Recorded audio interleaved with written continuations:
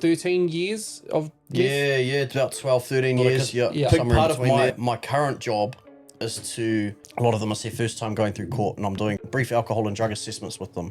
My job is to figure out, is this like a drugs or alcohol a motivating factor in this? A big amount of the people I see is for drink driving. Age, I think it was intermediate. So I was about 12 or 13, going down to the backfield every day and like smoking weed down there. I didn't like cannabis, loved alcohol, man. Like it was, loved drinking. Actually breaking into cars, to taking them to residential burglaries, things like that. So how long did you go to prison for? Very shortly after I started drinking that I started using meth, actually. So when I tried meth for the first time, this is going to be my whole identity. I started using intravenously, so I was shooting it up. And I would argue that it's probably the worst drug there is. There's rinse one. Yeah, rinse, yeah. Getting fried on like meth to stay up. And then I would just rinse myself out and go to sleep. So my recovery journey wasn't like, I didn't just do one stint in rehab and then cracked it, you know what I mean? Like I did rehab a bunch of different times. Tick a box for probation for the courts because I was up on charges or whatever. What was happening to you? Just fainted? Just, I don't know, apparently I stopped breathing. And I was like seizing up type thing, and then stopped breathing. How long was it until there was, I guess, an ambulance? I don't know. But I was back to using meth intravenously daily after the jail, after the rehab.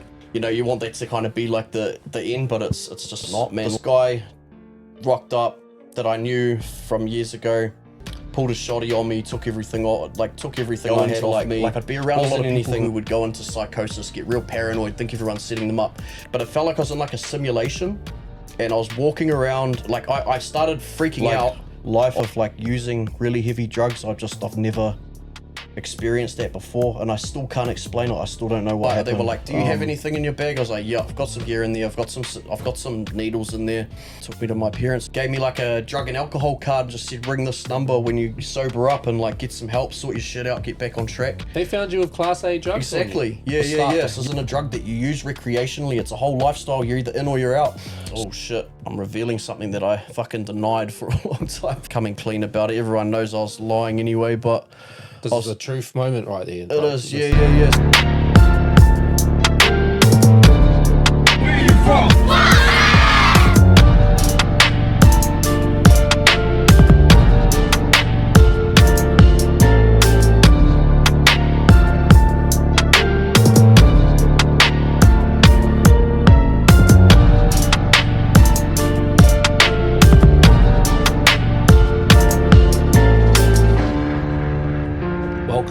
To the Making a Statement podcast. We're back at episode 28.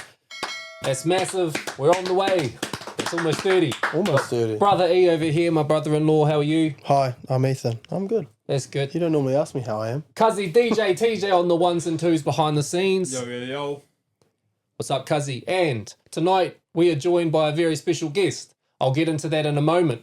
We are here with a podcast that is uncensored, unfiltered, unscripted, unedited, and sometimes uneducated. You can go check us out, makingastatement.co.nz, and get some merch while you're there. This one here is the Foxton t-shirt. If you don't realise that water tower and recognise it, it says, "Where you from?" From Foxton, that's where this podcast is based. And if you or anybody else might want to tell your story and journey to the Big Smoke of Foxton Beach, please reach out, DM us, or tag whoever you might want to see on this podcast. If you're tuned in with us, drop a hashtag breaking the stigma. But yeah, tonight we're joined by a man who was heavily addicted to methamphetamine. He made some bad decisions, ended up in prison. Gets out of prison, decides to change his life. He goes to rehab, he gets clean. He goes through tertiary education, gets a bachelor and a major's degree. Yeah, so Bachelor of Arts and honours degree, and then a postgraduate certificate and in mental health and addictions. Massive. And now you work in that sector, that field for the justice system. Yep. In the addiction field. So, welcome to the Making a Statement podcast, bro. Cool. Tommy D. Thank you. How are you? I'm great. Good to be here. Yeah. And anything you might want to tell these guys before we start? Sure, yeah. So I'm kia ora whanau. My name's Tommy D. I'm an ex-drug addict, ex-junkie, ex-criminal, ex-inmate, current alcohol and drug counsellor, criminal justice advocate, and a little bit of content creation too. Father, fiance, son, friend, brother, all that shit. So yeah, that's who I am, and looking forward to sharing a bit of my story with you all tonight. Massive, bro. I'm looking forward to hearing it. Me too. It sounds like a journey, and it sounds like a complete, obviously, 360 on your life. And the whole concept of these podcasts is I hope there's somebody listening out there that's tuned in, and they might hear something and take it away and apply it in their life, or they might be able to resonate or relate and see a pathway, you know. So that's a big, heavy thing with this podcast. We're about breaking the stigma, having open conversations, again, uncensored, unfiltered, unscripted, unedited. So if you are tuned in and you have sensitive ears, or you are young and you shouldn't be listening to this, take note. This podcast is that, okay? We kick our podcast off with a mental health check-in. Where are you at out of 10? So for the week that's been, bro, Tommy, where are you at? We'll go with a 6. We'll go for 6 this week. I guess last week was tough, man. I've got some big changes coming up. Pretty confident I can talk about them now, but I'm going to be moving cities, moving away and starting a new chapter in this sort of like life that I've built for myself. I've sort of gotten very comfortable where I am, which, you know, in my experience, it's, you know, although it is comfortable, it's not always good to just stay in the comfortable. Like in order to grow, we want to push back against that ambivalence, I guess. So yeah, I kind of had a bit of a week just really overthinking everything, and but this week we're just feeling a lot better, a lot more accepting, and just looking forward to taking the steps to make everything go as smoothly as possible, I guess. Massive. Yeah. Trust the process. So you got the job? I've got the job. Because you did say that in your communications to us, you had a job lined up, you might get it. Yeah, I mean, I by the time this podcast comes out, I should have my contract, but I've been told that I've got it. It's just more or less because I will be working for the same organisation that I'm working for currently, so I'm getting a transition, so to speak. So, yeah, they're just kind of seeing what they need to do in regards to that. It's not like a normal, like formal offer of employment contract. It's like, so they're just mucking around with that stuff. But so that's exciting and also very scary. But yeah, I feel like it's time, ready to make the move. It's always been the plan to get back up there, as that's where I'm from originally. So massive. Well, congratulations, bro. That's Thank awesome. You, massive news. Appreciate it. A big thing that I like to stand on is things don't happen by chance; they happen by change. And it takes something to, you know, make that change that takes that next step, elevate whatever it is. You know, right, and as long as you're making the right decisions, it shouldn't be a step backwards. It should be a step forward. Exactly. So well done, bro. Thank you, brother. We kick off with a loaded tea review as well. So we call these true reviews. It means we want your honest opinion out of 10. Cool. What you think of the flavour. Yep. Have you tried a loaded tea bar before? I have not. No. So these are our podcast drink sponsors. So thank you a lot to the Loaded Tea Bar for hooking us up every episode. These drinks, they are... Shut up, Al. These drinks, they are sugar-free. They have a energy boost in them if you choose to have the energy boost like I did. So that's a replacement or a substitute for energy drinks. It's got aloe vera, you know, good for the digestive system. And, man, they taste good. So... give it a drink, Buv, and we want to know what you think. Yep, I sure. think it's sour blue raspberry. Sour blue raspberry. Yep. Yeah, I like that. You like that? I like it. Yeah. I'll give that a 7. Cool. Yeah. Man. I actually really like the colour of yours too. It almost looks alcoholic. That's what I say. It looks like a cocktail or something. But Before loaded you tea drink bars. yours, give it a stir. But I poured it like that to look pretty. Oh yeah, so all the flavours concentrated at the bottom. Yeah, so mine was strong. The other thing it obviously has is tea. Yeah. So it's got tea powder in it as well. But I've got, what was my flavour this time? I tried mixing it for once. Green apple and pink lemonade. I haven't done this before. We'll see what this tastes like. It looks hella strong. I don't think you've mixed it enough. It is a bit strong, but it's actually really yummy. We're just going to hear that for the next 5 minutes. Hey, for those tuned in on Spotify or via audio only, we are mixing our ice and our drinks together. Okay, I rate that a solid 8. What did you have? Pink lemonade and green apple. Trev. 8. This is a 10. Yeah. Oh, what is it? Saying that. That's what we Ethan's talked got- about last week. What is it? Pineapple, passion fruit, mango. Ah, 3 flavors. I've only just started 2. We're living it up. I can't Grape keep and up. grape does not count as 2. What do you rate it? Shit, yeah, that's pretty good, eh? Hold on, just so I don't get the vid. You can't pull Oh, that all you out. can't. Oh, well, fuck. No, well, fuck it. Oh shit. That's good, eh? Yeah, Yeah. that is good. That tastes yum. That's a I give that- 9.5. I give that an 8.5. Nice. Yeah. Not better than your grapes. Nah, you can't do great. And if you want to get one of those, use code making a statement. Yeah.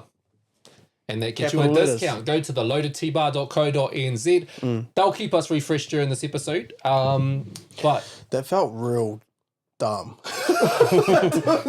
Afterwards, I was like first-hand embarrassment. maybe you just need a sign and Why you did can I just do hold that? just hold the sign up. Yeah, I might says do loaded that. T-bar. And just keep my mouth Making a shut. statement. And yeah, just making a statement, all caps for that code. If you are tuned in and you're still with us, let us know. We need to see those comment sections. We need to see who's out there listening and tuning in to us. And if you haven't yet, last week's episode, we had Patrick Lee Conroy on tell us about his journey through life as he survived traumatic, abusive, and just a very crazy, unfortunate childhood. He lost his parents at the age of 10 to cancer and also lost his best mate to suicide. So that was a very raw, honest, and big conversation last week. We've got plenty of great conversations, so stay tuned. Yeah, Kazi DJ TJ, where you at out of 10? You know, I would start my week off as I'd say a 6. So it started off with 6, just because I hurt my back a little bit at work, but blah blah blah.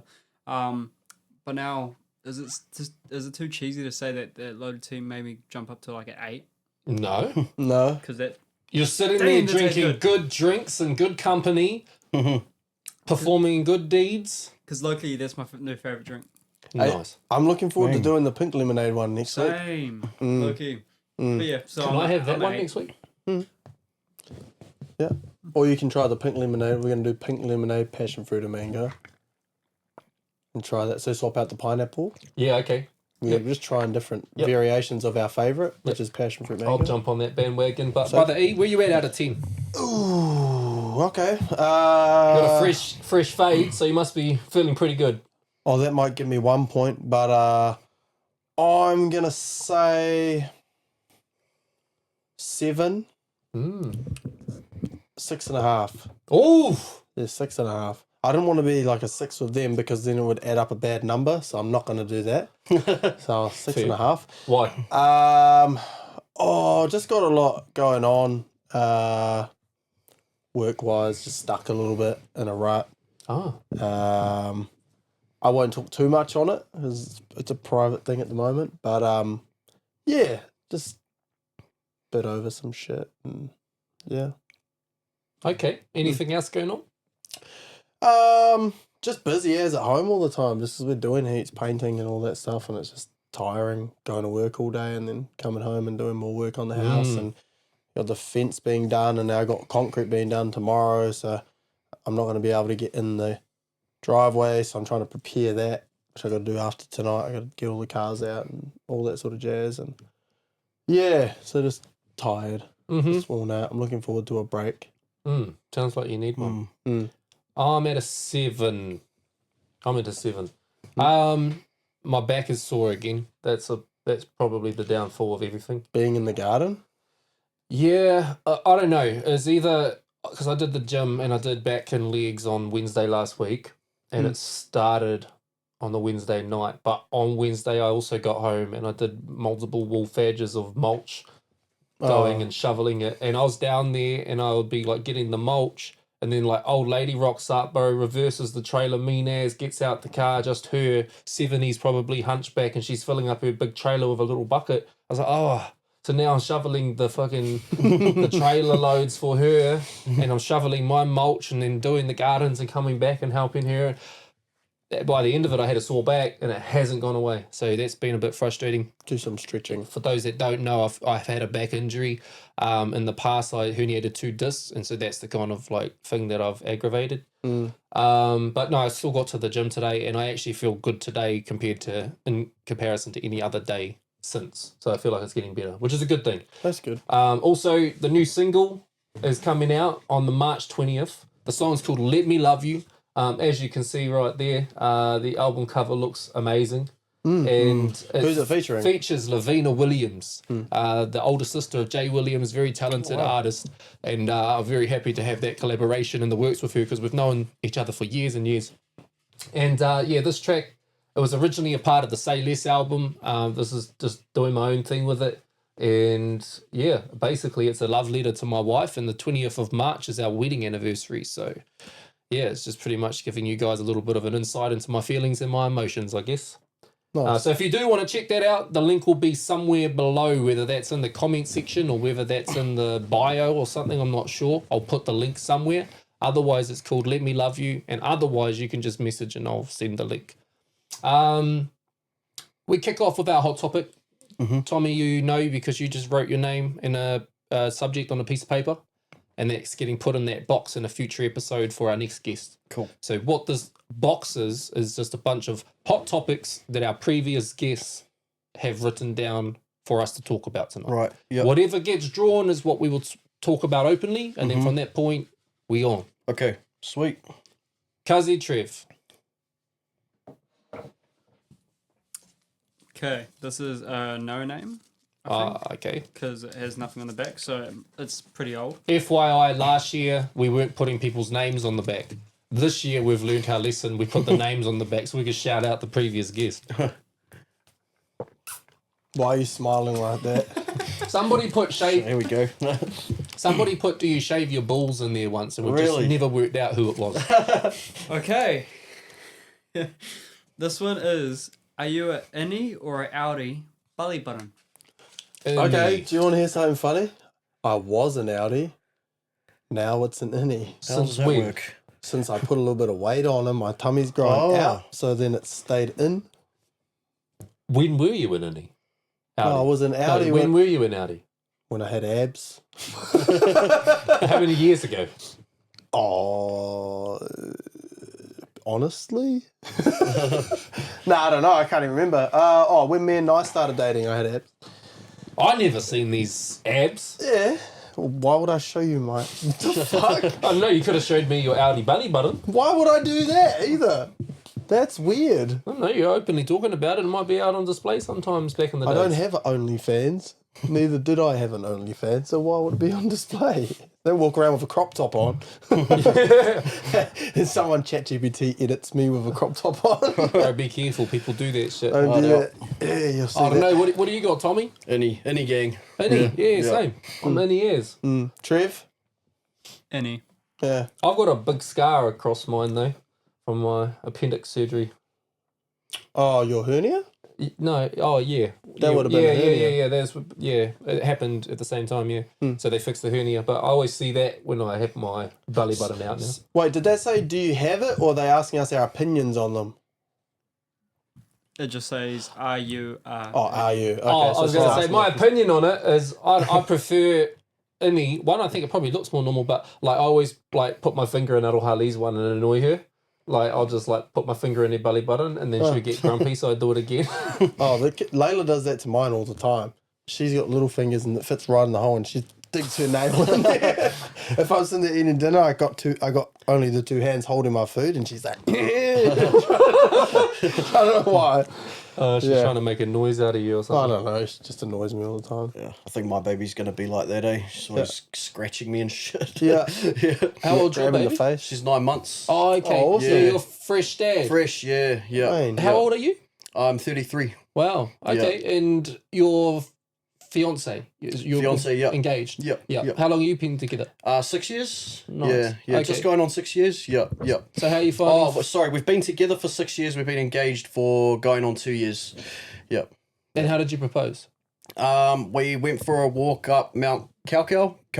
Oh, yeah, I've been up in there. Wellington. You been up there? Yeah, it's beautiful. It's nice. Yeah. So Sunset. So we it's just somewhere we've often gone on walks together. So yeah, she was surprised. I didn't think she would be surprised. I thought she was quite I thought, because we had a big thing about like the ring, because she wanted a specific ring, you know what I mean? So like it wasn't something that I could do in complete secret, like, because she has to have some input into what ring she wants. She's picky about that stuff, which is fair enough, you know. So yeah, so we were kind of having like some discussions around that prior to me, like not long before I proposed. So I kind of thought it was going to be obvious, but it wasn't. She was caught by surprise. She was stoked. So yeah. Oh, that's awesome. Yeah. Cool. Yep. And she said yes. Yep. How are you finding fatherhood? Yeah, loving it, man. Yeah. I think we've hit the jackpot to some degree. Like she's a really good sleeper. Touch wood. Because you know that shit can change up real quick. Yeah, so I mean, and it has kind of like, she's been going through a bit of regression at 9 months. Apparently it's quite normal, but I think like if I've had like a full night's sleep, I can tolerate anything, you know. But yeah, the sleep stuff's the hardest for me. But other than that, man, I'm loving it. She's just amazing. Like something that I found interesting was that I thought it would be, and I don't know if this is the same for you guys or anyone else out there, but like it wasn't like an instant connection for me like I thought it would be. It's something that happened gradually, like that whole bonding experience, and as they like develop more and more, and you know, you get to watch them like learn new things and start reacting and responding to you more, like that stuff is what's done it for me, man. Like I love it, eh? It's amazing. And the milestones, you'll get that achievement and proud feeling. I did find that I had like an instant connection, but I was too afraid of how fragile, and he was 6 weeks premature. I was too afraid of how fragile he was, so I didn't ever want to hold him, and so I guess that limited the bonding. So there was always an emotional connection from the jump, but at that very early stage I was almost like afraid. I was the same. With Layla, I was like instantly true. I couldn't maybe even... it's just me then. No, but I definitely feel the difference with Son. Like I love him just as much as all my other kids. But I don't feel like me and Layla have just this odd connection. Like, she's the same with me compared to Naya. We have such a strong connection since birth. And with Son, he's definitely more like a mummy's boy. So like I can see that, and it's actually beautiful because I know she struggled a lot with Layla because she was a hard baby. But he's just so easy, so I get to actually see that love and that connection there, which is nice. So they're doing really well, and she's actually getting ready to go back to work soon, and she's not happy about it. Yeah, fair. Struggling. Baby going to daycare. Yeah, well, I kind of want her to stay home. I kind of don't really want her to go back to work.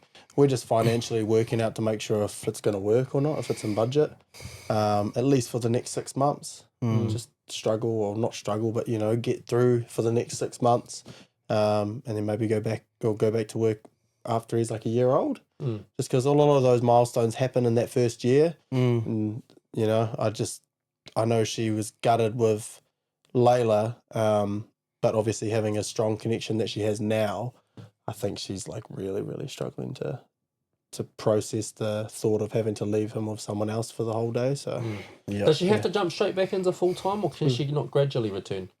I don't think they have like part-time positions where she's at, but I won't say anything else. Okay. I was about to speak out of turn, but I won't say anything else just in case. Is it like the Christmas present? Kind of, but yeah, again, I won't say too much more. I'll get myself in trouble. Also, I hope everybody likes my glove. I wore it because this brown matches my hat. And your pants. More so your pants. Yeah. But also, to anybody that likes to comment on the glove, what do you think of it? Everyone thinks you want to be Michael Jackson. Maybe I do. Who knows? He is the man. Anytime somebody comments that, I'm like, I already RKO'd the people that said that to me last time. Yeah. Do you remember that? Anyways, Tommy, bro, I've got to jump into your story. Yeah, sure. You're kind of I think you said it was 13 years of death. Yeah, it's about 12, 13 years. Yeah, Yeah. somewhere in between there. So can you take us to the starting point of that? How did you get into that scene? Why did you touch the drug? What happened? Yeah, sure. I mean, I guess I should start from like the very beginning. But so, I mean, I grew up in West Auckland. I had a relatively normal upbringing, which is kind of like, it's kind of different to a lot of people who do struggle with substance abuse issues. Like in my experience, you know, both my parents were together throughout my childhood, still are today. You know, upper middle class, never had to struggle for anything. I was always taught that, like, you know, if I want anything extra, I got to work for it. But, you know, in terms of like food, shelter, all the basic necessities, they were always there. I was just a difficult kid, man. I don't know where, I don't know, like, I don't know why, but I just was. And people kind of didn't really know how to deal with me, including my parents, teachers, things like that. And I didn't have like, I got no formal diagnosis with any type of like behavioral condition until I was 30 years old. So I was kind of just like, you know, there was no label for what was going on with me. I was just kind of like, you know, a little attention seeker.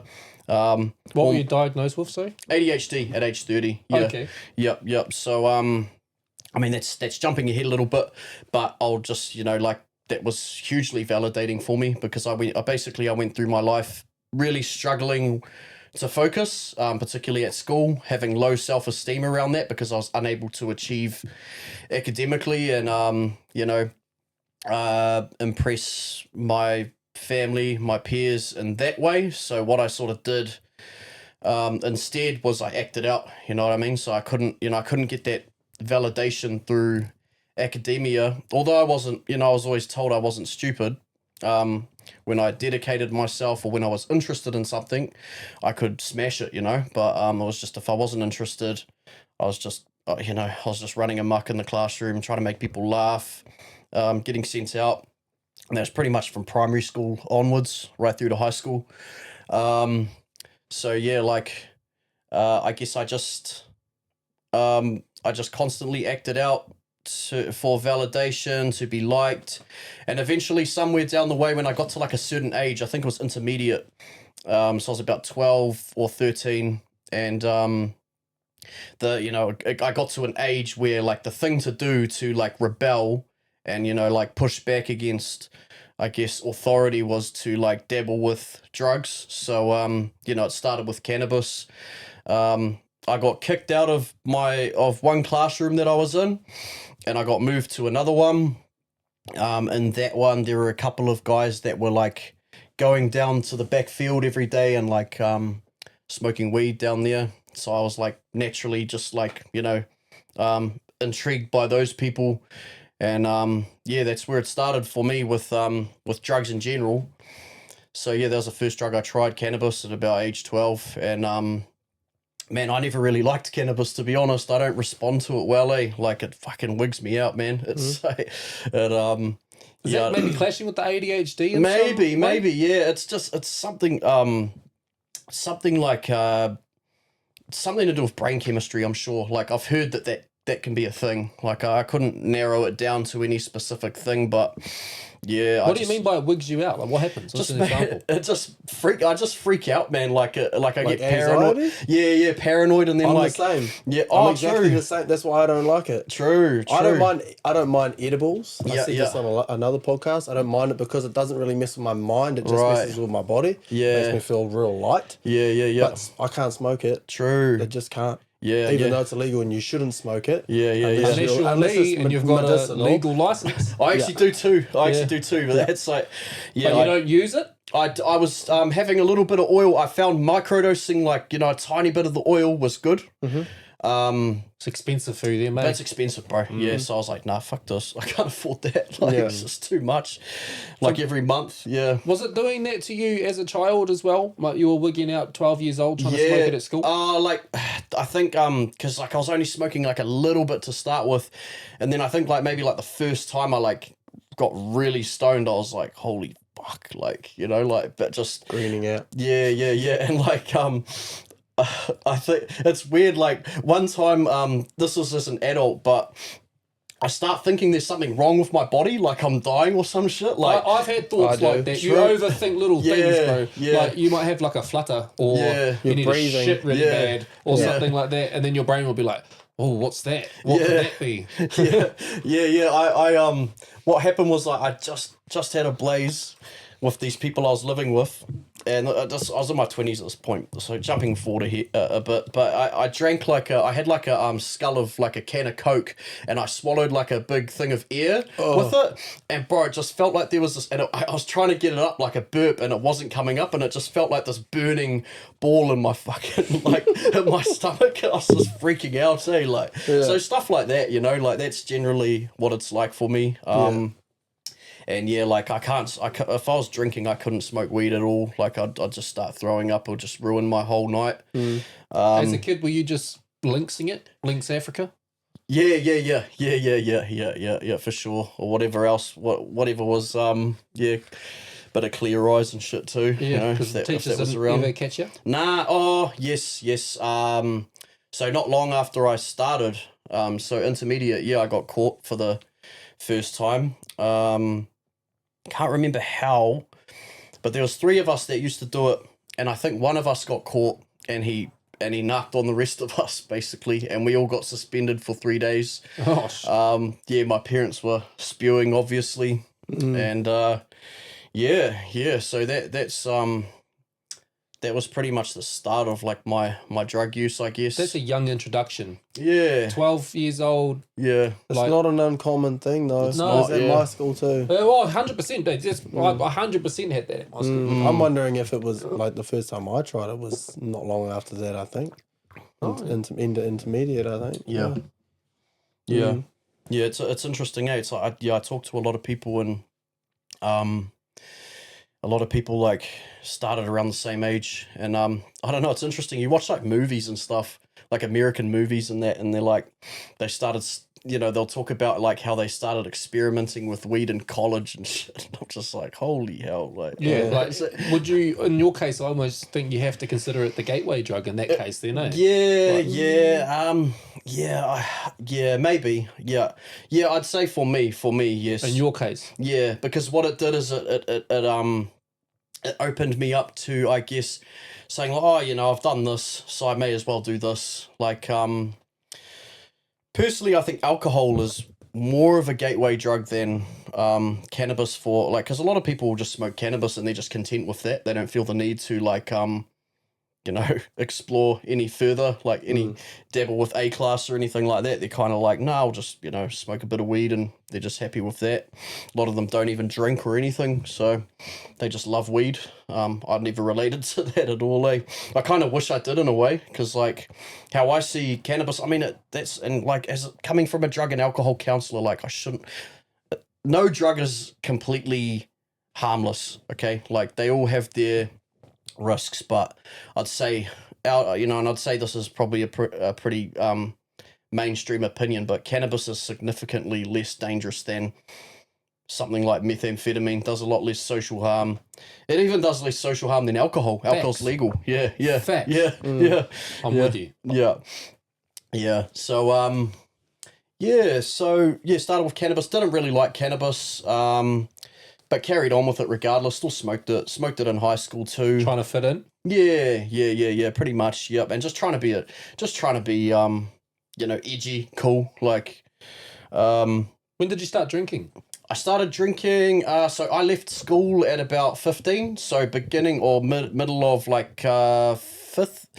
It's like when you're doing NCA level 1, is that fifth form? Year 11. Yeah. Year 11. That's easier to fucking remember.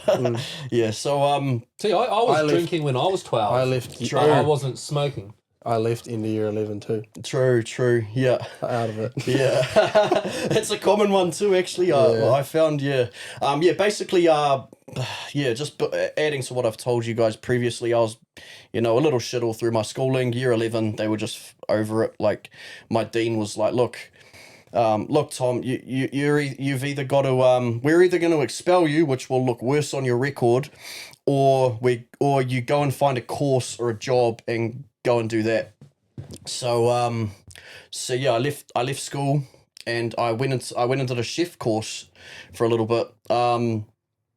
No particular reason. Like I just kind of was like, oh, I don't know, I like cooking, I like food. Like I'll go do that for a bit. Is that because you're a stoner? Maybe, yeah, maybe, yeah, probably. I liked cooking. I did like doing a little bit of cooking at home, like for my family and stuff. But you know, it's a lot different to chefing, man. You got to be cut from like a certain type of fabric to be a chef, man. Like, fuck, I don't think I could do it, eh? But True. Did you get into the profession at all, like in the industry? I got into front of house. So I did the so I started doing the chefing course, and I there was a bunch of like older people there, like in their like 30, like in their probably like late 20s, mid to late 20s, some even in their 30s.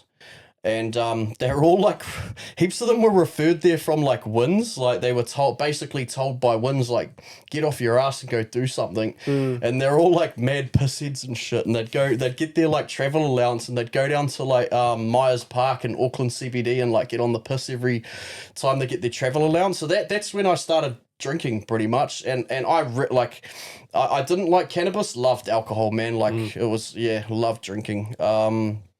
Just gave me like a warm sort of content feeling that I kind of struggled to obtain naturally, I guess, because of just, you know, always my brain just being scattered all the time, and always like, you know, feeling not good enough because I can't commit to anything. I can't commit to one thing and see it through.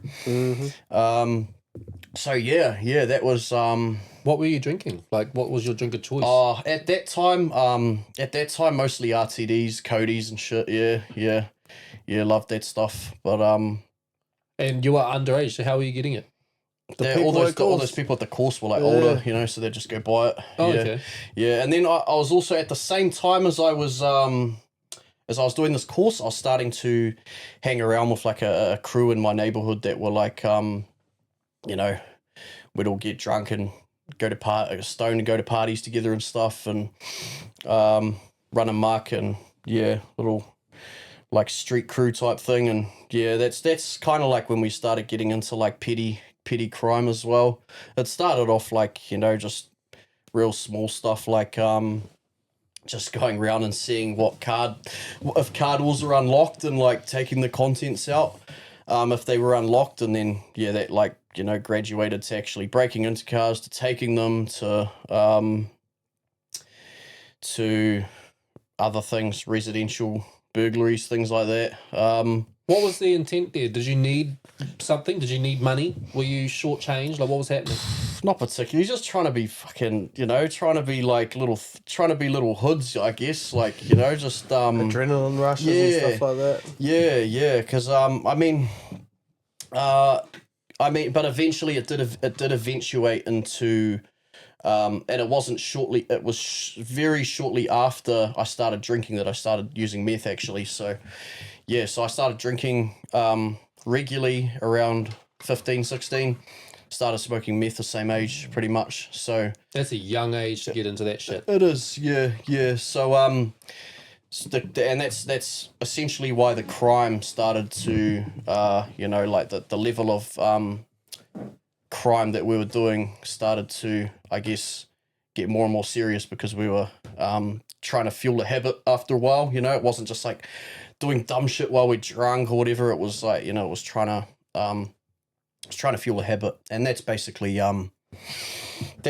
what I was doing for the next 10 or so years before I finally got clean and stayed clean. But yeah, basically. So would you, if you're stealing a car, are you stealing that with the intent to try to sell it to then use that money to buy crack kind of shit? Sometimes yes, but sometimes it's just because I didn't have a car myself and I'm driving it around to do other shit, to like break into places and what have you, you know. And it's obviously not in my name, so it's not traced back to me or anything. So yeah, shit like that. But honestly, it started off just like taking cars and just cruising around. Joyrides. Yeah, just joyrides and fucking just crashing them into each other and dumb shit like that. Like there was no financial gain from it. It was just, you know, just I guess troubled teenagers just acting out. Did you have any scenario where you've tried to steal from the wrong person? Some shit went south? Nah, I'm lucky enough that I haven't, but yeah, I was pretty careful with that kind of thing. But yeah, like nah, luckily. Yeah. Before we carry on, I just want to remind everybody, uncensored, unscripted, unfiltered, and unedited, meaning you are hearing heavy, sensitive subject matter. And yeah, what we're talking about here is an example of that. So if you are tuned in, please ensure that you are tuned in and you are open to that openness. So yeah, I think 16, getting into meth, that's crazy. That's a heavy thing to pick up. How was that introduced? I think, a friend of mine, it was one of the same friends that I got into cannabis with. He had left school a little bit before me. He was working, he had a bit of extra money and was like, bro, I just tried this shit, like, do you want to have, And it was smoking? yeah, smoking it. Yeah. So he hit me up and was like, do you want to try this? I know you've just started working as well. Do you want to chip in anything? I was like, yep, sweet.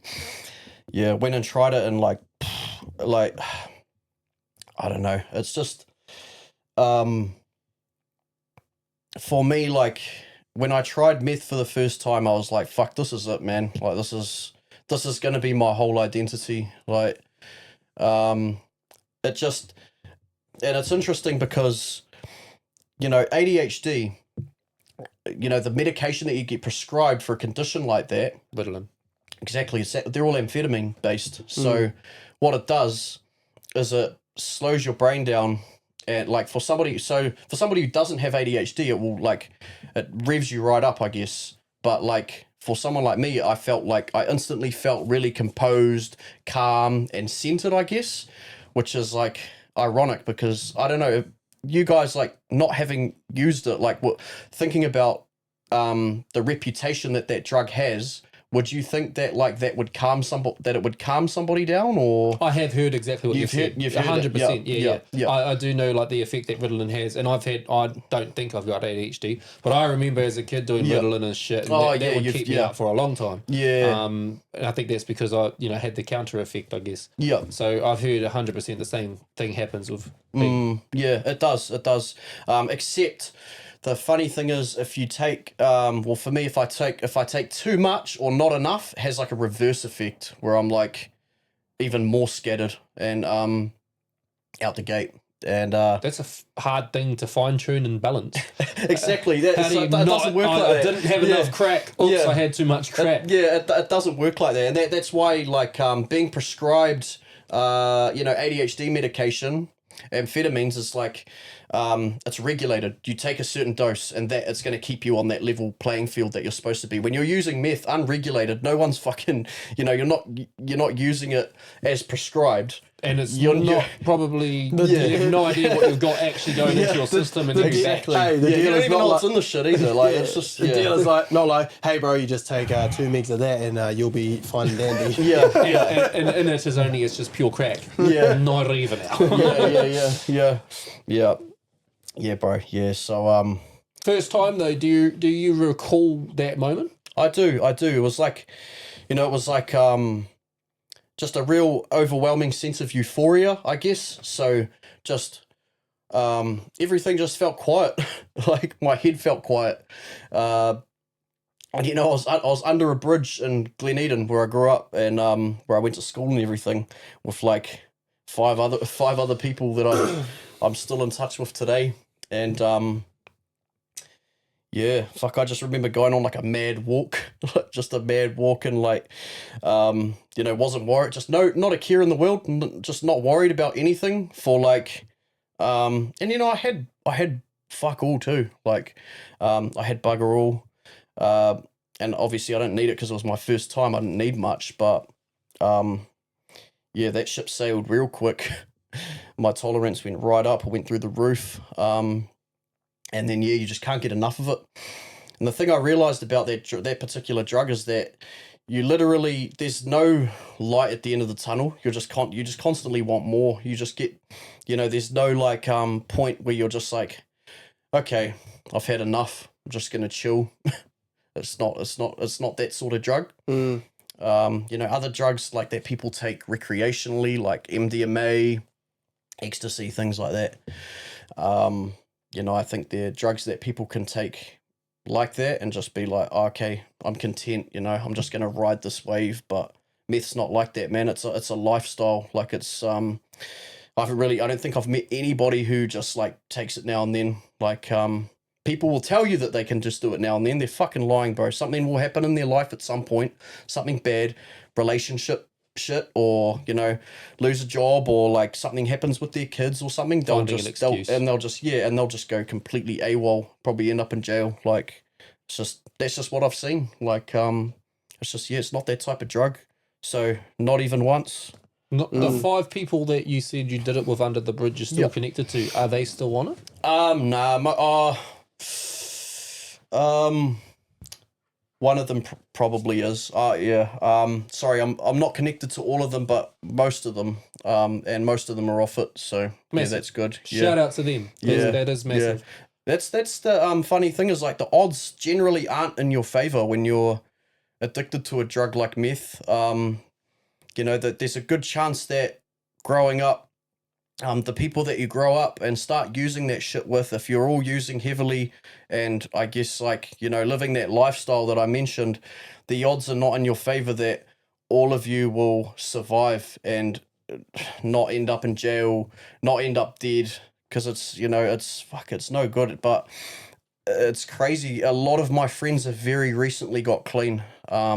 And it hasn't been anything to do with me intervening or like trying to, force my new way of life down people's throats. They've just sort of found their way themselves, man. And like, even for a lot of the generation before us, I guess, like the boomers and stuff, when they were growing up in the 70s, like, it was heroin that was real big, cocaine, things like that. A lot of those people will tell you their friends are dead, you know what I mean? The ones that went real hard out, like the ones that were shooting shit up and what have you, like. So, I'm really blessed and fortunate that, like, a lot of my friends have pulled themselves out of it, and I haven't had to, like, lose friends. I have lost some, but I have an overwhelming amount of them that have gotten clean and are living, like, completely different lives now, which is fucking insane, man. It's massive to hear. Because what you're saying is, like, and it can take your life in many ways. It's not just, like, it could be health, and they're having health effects, complications, cancers, whatever. It could be taking of their own life, people in those downs that reverting to the drug. They're not getting what they're seeking, they're not getting what they're wanting, or they're just making stupid decisions whilst they're, under the influence. Yeah. And then you could be up in some messy scenes, and you can be involved in some shit, and some shit can happen. Exactly, There's a lot of negativity and that surrounding that. Yeah. What was the scenario like after the fact? So you've tried it your first time. Do you like become addicted from that point? Are you fiending for it again? Are you wanting another hit? Like, how does that work from that? I think yes. Some people will say different. Like, some people say you don't generally get addicted to drugs, like a particular drug, like instantly. But I feel like I did, because I was just like, straight away I was like, I want more of this, and then I got it the next weekend. Just kind of started getting it every time I got paid, and very quickly learnt that a meth habit is not sustainable on a working a minimum wage job. So yeah. Did your parents know that you were smoking it? Not for a while, eh? I used to say it was ecstasy because that felt less serious. I used to tell them, no, they'd be like, oh, you've been up all night, blah blah blah. I'm just like, oh, I'm just dabbling with a bit of ecstasy, bit of MDMA. That's red flags in itself, though. Yeah, I know, but it's just, I don't know, it feels less. Is that like class A to class B, or are they all class A? I think Cousin True, fact check. I feel like I should know this. I feel like MDMA is class B. I'm not sure. Our fact checker.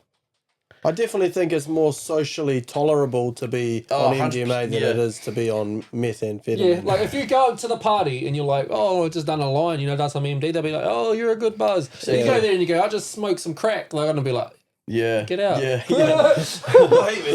But I did go through a phase of like thrashing MDMA and ecstasy because it was way cheaper than meth, and like I used to get real twisted on MDMA. Like and I'd turn up to places and they'd think I was on meth, when I was actually just on eckies or MDMA. Whereas, like, if I was on meth, they probably wouldn't even fucking notice. They'd just think I was sober or something. Like, is it very different doing like eckies compared to meth? Yeah. I'd say like MDMA and eckies are like more euphoric, I guess, and like wavy is how I could put it. So you know, it's like they call it like the love drug. You know what I mean? Like it actually has like a I feel that. Yeah. Definitely. The times that I've tried it before, press pills. Yeah. And I just love everybody. I just tell everyone I love them and I want to cuddle with them. And yeah. I don't know about awake, but definitely just like feel happy. That's what. Not promoting. Do it. No, definitely not. Because it's messed with my is it serotonin or something like that? Yeah. I know like what you mean. Naturally happy or something. I think that's caused like, or dopamine. I think that's caused like, that's why I get anxiety and stuff now from doing that stuff back in the day. Yeah. I've had real bad come downs off MDMA, like worse come downs than like meth come downs. Like I've had MDMA come downs where I'm like severely depressed, like. What the fuck? Like, just every like little bit of happiness is just gone. Just for like a week. Yeah. So yeah, but it is different. I'd say that I don't know how to put this, but meth is more just like a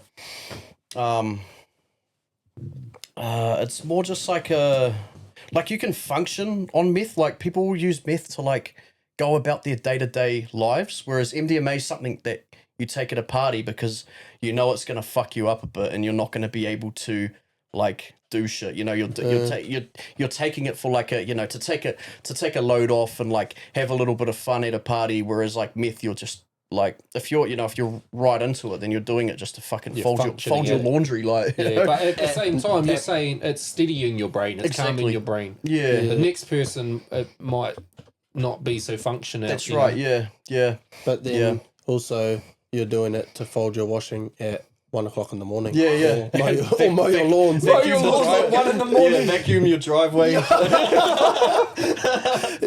a head torch on. That's crazy. I had a neighbour when I was living in Upper Hutt, across the road from Upper Hutt College. And our neighbour used to like mow her lawns at like 11:30, 12 o'clock at night. She'd have like a head torch on. She'd like mowing her lawns, and we're like, oh well, she's back on again. And then it'd go like that for a couple of days, and she'd have music pumping all night, and then all of a sudden it's quiet for a day or two, and then it's back on. We're like, oh, she got some more. She's on again. She went to sleep finally. That's maybe, well, she had to. She might have run out. So. Head torches are a big red flag, man. Like when you see people walking around at 3 a.m. with head torches on, like fucking rummaging through their cars and shit. Like it's, you know what they're. It's probably not their car. Yeah, exactly. Yeah. On a It's probably you back in the day. Yeah, exactly. Yeah. Right. So you end up. Oh, what was the fact sheet, cuz? Okay, so I searched up all classes of drugs, and we'll start with class A. That consists of heroin, methamphetamine, LSD, cocaine, MDMA / ecstasy. Oh, so it's a class A drug. Magic mushrooms, DMT, and fentanyl.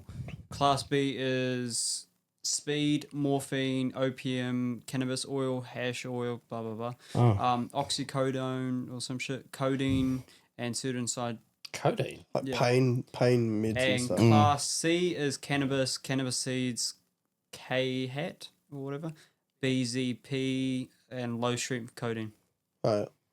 Okay. Did you ever take the old school party pills, the BZP ones? Nah. I've seen my cousins on them. I've seen my cousins on them, bro. Yeah. Like I'm talking like Halo 3, Elder Scrolls Oblivion days. Yeah. And they would stay up day and night clocking games because they just wouldn't go to sleep. They'd just play Xbox or stare at the wall. Could you buy them from like those cigarettes for less? Or Naked Pie Man and Palmy. Well, lots of pots and shit. Yeah, there was the cigarettes for less place. I'm sure I remember seeing them in there where you could buy like bongs and stuff from. Yeah.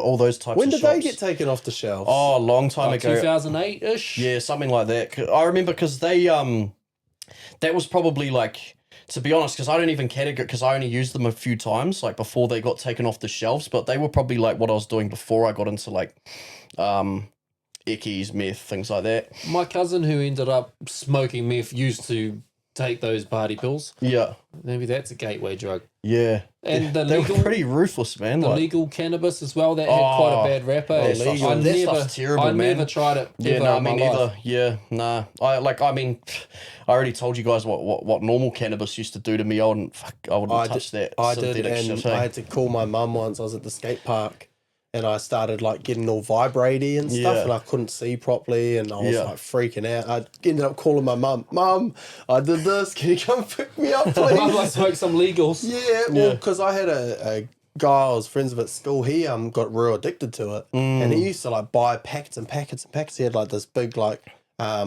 you remember like those old little gummy jars tins, the gold ones? Yeah. They had like the gummy lollies in them. Mm-hmm. So he had one of those like full all the time, and he had like this little pump bottle bong in his bag, and he'd be like, he'd smoke them all day, and I'd never done it. And then he was like, here, just try it. And I was like, oh, I'll have a little try. And then, yeah, it was instantaneous. Like my mind was like like my brain was vibrating, and I was like, whoa, what the hell? So I borrowed someone's phone. I was like, Mum, I need you to come pick me up. It's like, oh, I'm not all right. Yeah. Never did it again. I was going to say, did it put you off? Hell yeah. Well, see, I don't do any drugs. I barely drink anymore. And it's all from my body telling me, no, it's not right. You've had a bad experience. Don't do it again. So that's Probably why a I good don't thing do to it. listen to it. Yeah. Yeah, well, see, like, I would do it, and then if it was okay, I was like, oh, well, everyone else seems to be doing it. I feel okay. I'll try it. And then, you do it one too many times, or you do too much, like you said, and then my brain's like, nope, don't do that. So yeah. And that's it. Like, you got to listen to your body, and that's kind of where you sort of, because big part of my current job is to, because I'm seeing people who are like going through court. A lot of them, it's their first time going through court, and I'm doing brief alcohol and drug assessments with them.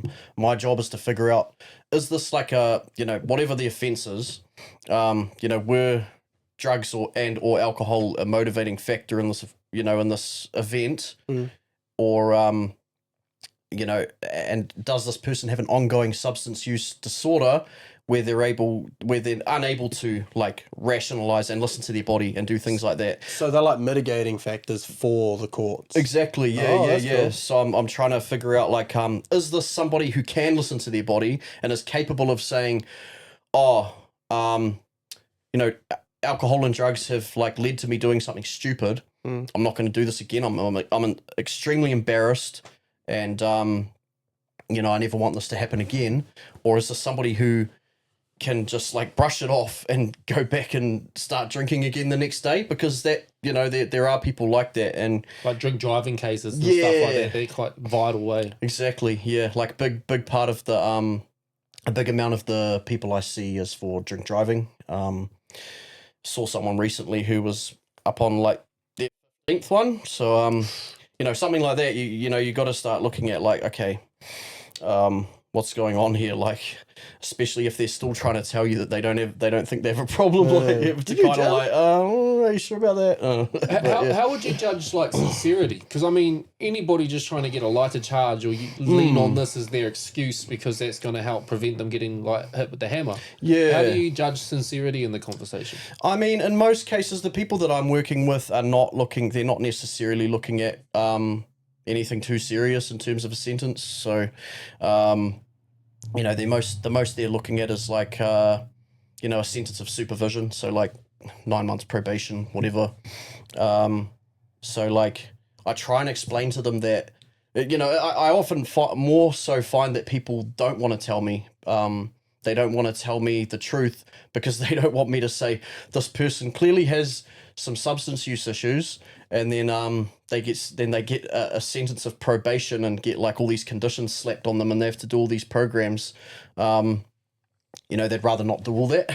So they're like, nah, I'm all good. So yeah. So yeah, then in those moments, are you trying to define whether or not they are? Yeah, but at the same time, man, I can only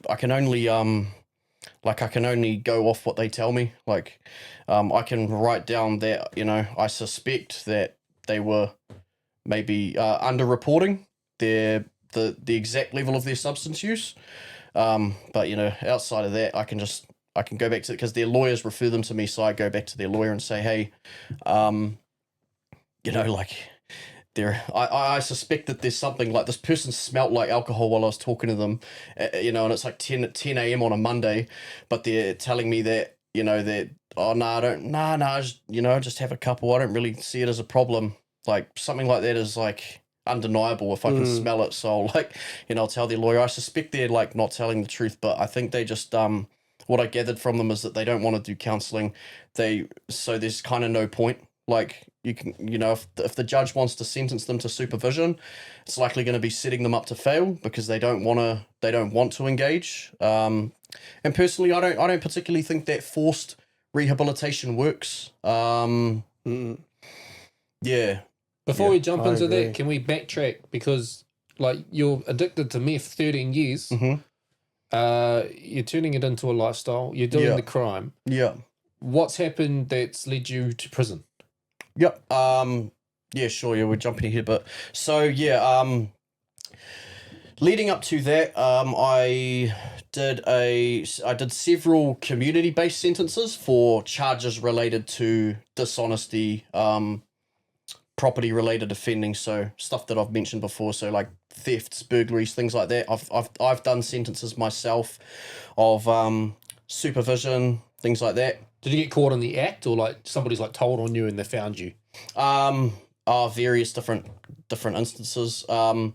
Did you do any CD or home? No, I didn't. Hey, I went straight to jail. I just went straight to jail because I had nowhere to do a bracelet. Yeah, at that time. How old? 23. Okay, 23. And yeah. What is the charges? Fuck. There was like, bro. There was like 20 something, but the most serious ones were,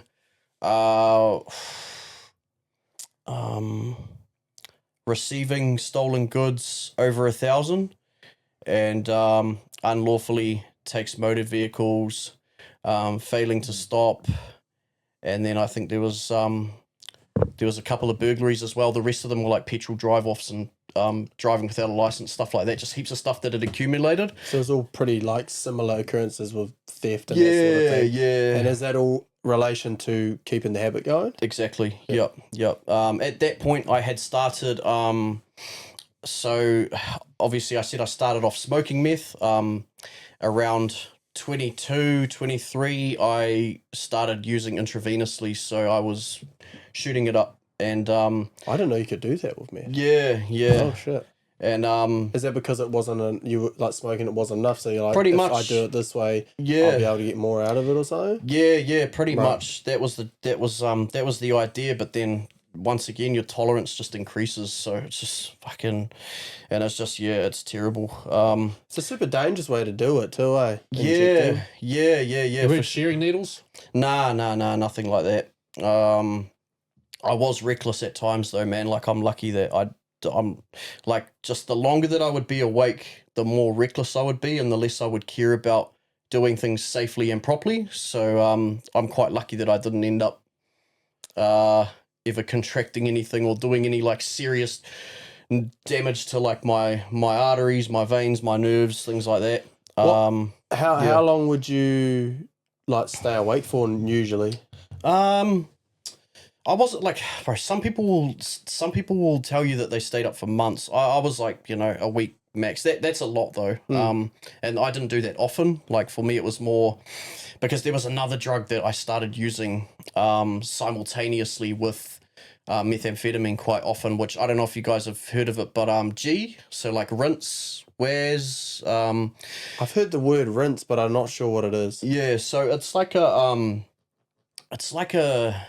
downer. It's like a you only need like a couple of mils of it, and it's really easy to overdose on.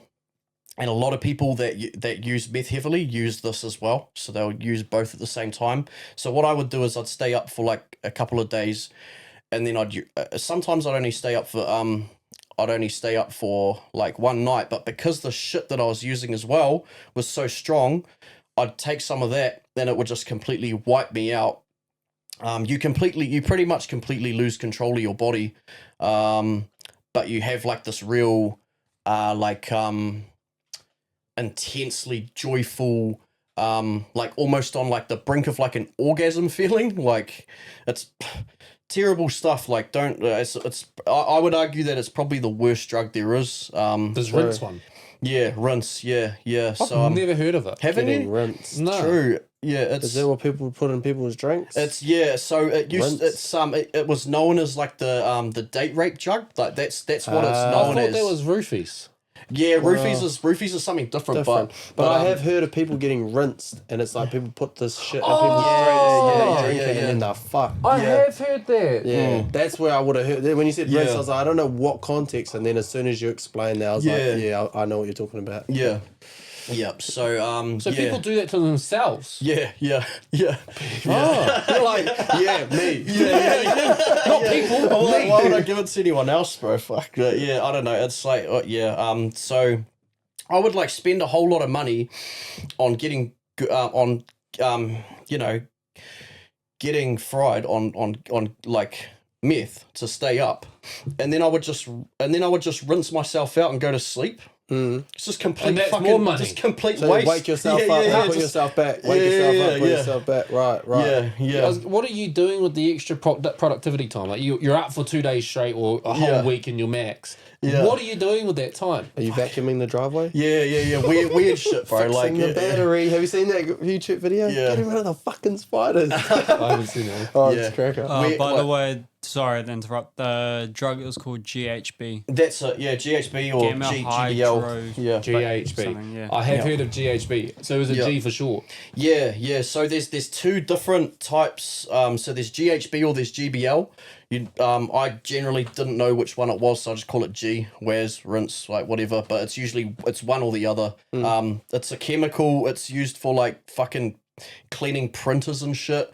Oh. Yeah, it tastes foul. Like it's disgusting. Like you have to like chase it with something.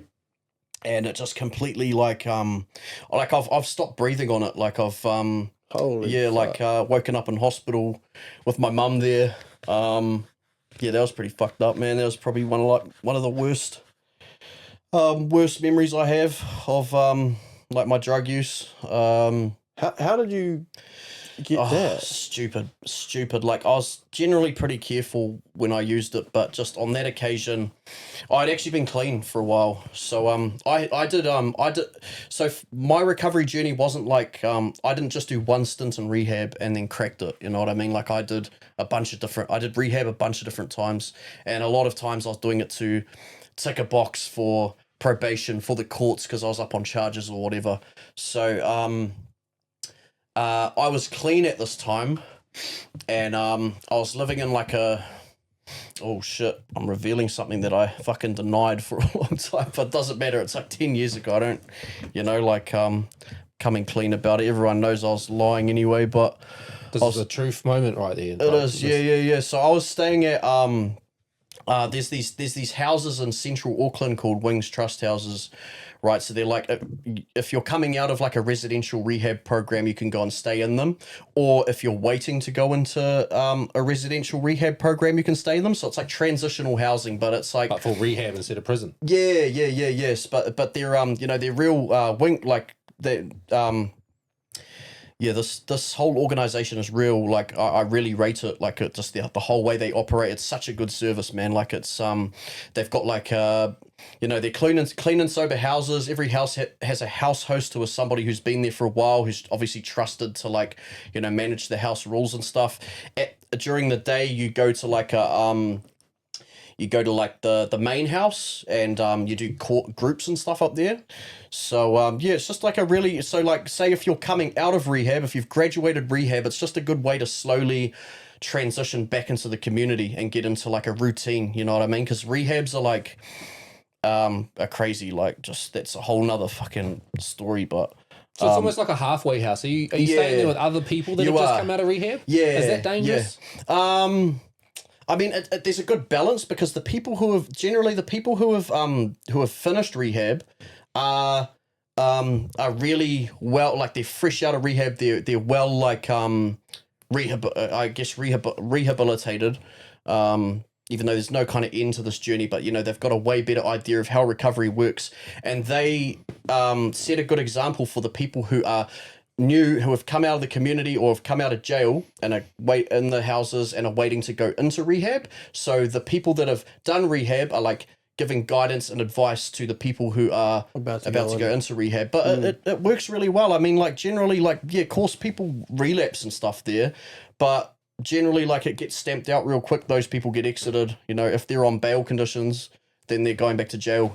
So, and there is a lot of people in these types of services and programs that are there on bail conditions, so they know what the consequences are if they get caught using. They're back to jail. Like, cool, fuck, good on you. Like, was that on your conditions? Yep. Oh no, not at this time. No, not at this time when that I'm leading up to now. So, I had been sentenced, and I had been sentenced, and I think I got supervision, but I didn't have like drug and alcohol conditions because I had done rehab. They were like, oh, you don't need, you don't need these conditions. So yeah, I was out with a mate who was like still using and shit. We went to the pokies. He won a bunch of money and he was like, I'm going to get some gear. And I was like, okay, well, I don't want to do that, but I'll do so, like, I was like, oh, nah, I'm doing well off the meth, I'll have some rinse.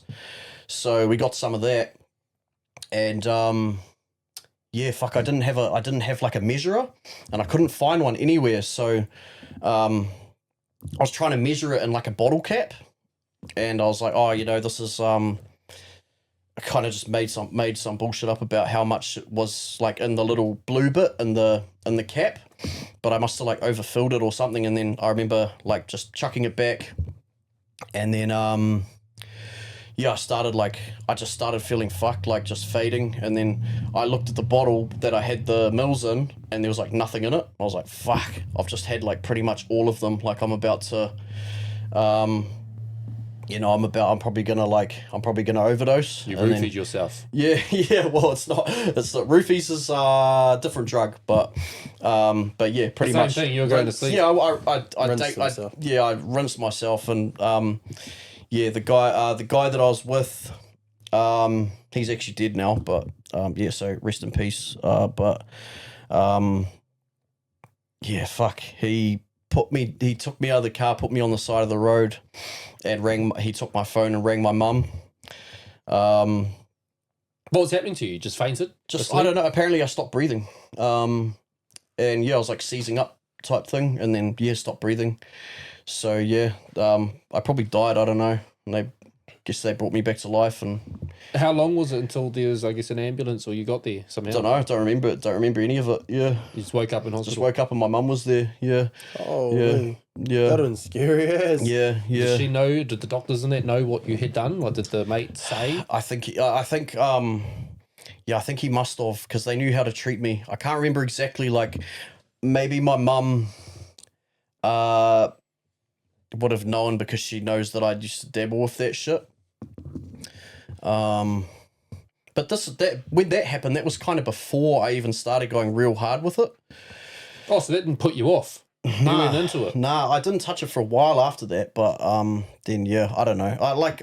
There's ways that, like, when you're an addict, there's ways that you rationalize these things to yourself. You go, oh, well, that only happened because I didn't have a fucking measure up. Because you did too much. Exactly, yeah. Like, that's the only reason. Not because it's a dangerous drug. Yeah, exactly, yeah. Just won't use the bottle cap. Yeah. So that, it's just, you always find a way to rationalize it. So what was the truthful bomb? I missed that part. What was that? The truth. You were coming out with a true fact because he was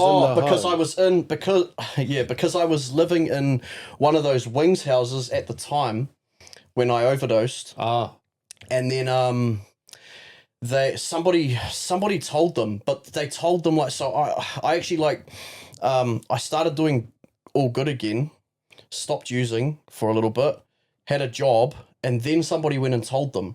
I don't know who it was, and they rang me up and asked me, oh, did you you know, is this true? We've just heard this, that you overdosed, that you've used while you're in one of our houses, and that you've overdosed and ended up in hospital. And I just kept denying it, just denied it. It got kicked out anyway. May as well have fucking told the truth. Like, at least I would have left there with, for like a bit of integrity, you know? But nah. But this is you telling the truth about it now. Exactly. Yeah. Well, shout out to the bro who also rests in peacing that helped on that night. And that's a big thing to do. Anybody take note of that. If you are around a serious situation, you can intervene, you can get involved, you can call the right person. Yeah. Or, you know, like this fella did, call his mum, you know? So just Shout out, putting that out there. We're talking about this shit, being open and honest, not promoting the use of it, but just educating. Hell no, 100%, definitely raising don't. awareness. Yeah. Definitely don't use it. Nah. Breathe air, brothers. Yeah. So did you do multiple stints in prison? Yeah, like here's what I'd get arrested on like a whole bunch of charges, and I'd go I'd have no address at the time, and I'd go into remand for like a week or two, and I don't really count that, you know, and then I'd suss an address, get out, and then like I don't know, go to rehab or something like that. So I did a lot of like you know, what you're asking me about before with my job, like, you know, do I find myself like dealing with people who are trying to like, you know, I guess, you know, take the person, I guess, trying to bullshit and you know, like tell me that, just tell me what I want to hear so that I'll write something up good for the judge so that they'll get a lighter sentence. I did a lot of that, like myself, you know, I did a lot of that. Like playing the system. Yeah. So how long did you go to prison for? So when I finally did a sentence in prison, I did 9 months. So yeah, it's not a super long time. I think like That's a prison. long time. That's a For long time. like I guess Sacrifice. For someone who hasn't been in there, that's a long time. Yeah, I guess, but for like for a lot of the people I grew up with and used to hang around, like it's not much. Like I've like a lot of my friends have done years. They've been in and out since they were very young. So like prison wasn't a massive part of my story, but it was significant. It was significant because it opened my eyes up to like the way that our criminal justice system constantly fails people, victims and offenders, in my opinion. Whilst we're still there, sorry. Yep. Did you have any kind of drug use in prison, or did Nah. you go 9 months clean at that point? Yeah, I went 9 months clean. Yeah. I wouldn't fucking. And that's the funny thing. Like I guess, you know, like some people will use in prison, but I won't. Like that just sounds fucking horrible to me. Like, why would I use? I can't when I'm just gonna get locked down in a cell for like the majority of the, because in you know, in Mount Eden prison in particular, in remand, you're in lockdown for like 22, 23 hours because it's so overpopulated, and they've got like all these different categories of prisoners in there. I can't think of anything worse. Why would you want to like, why would you want to get fried and then just like fucking sit in a cell with another man? Like, You can't vacuum the driveway. exactly. Yeah. Like, fuck, what? There's absolutely nothing else to do except like maybe do some push-ups. Like, Yeah. So are you going through withdrawals at this stage then? If you're going into prison, doing a stint, and getting clean? I mean, meth's not really like the withdrawals aren't too bad for meth. They probably last about a week or two, if that. If you've been on like a really big bender, haven't been eating, you're like malnourished and stuff, obviously it's going to be worse. But it's not like other drugs like alcohol, heroin, benzos, things like that like you know, you need like a proper medical detox to come off. So yeah, I was definitely coming down. I was experiencing like I was malnourished, I was depressed, I was angry, I was blaming everybody else, and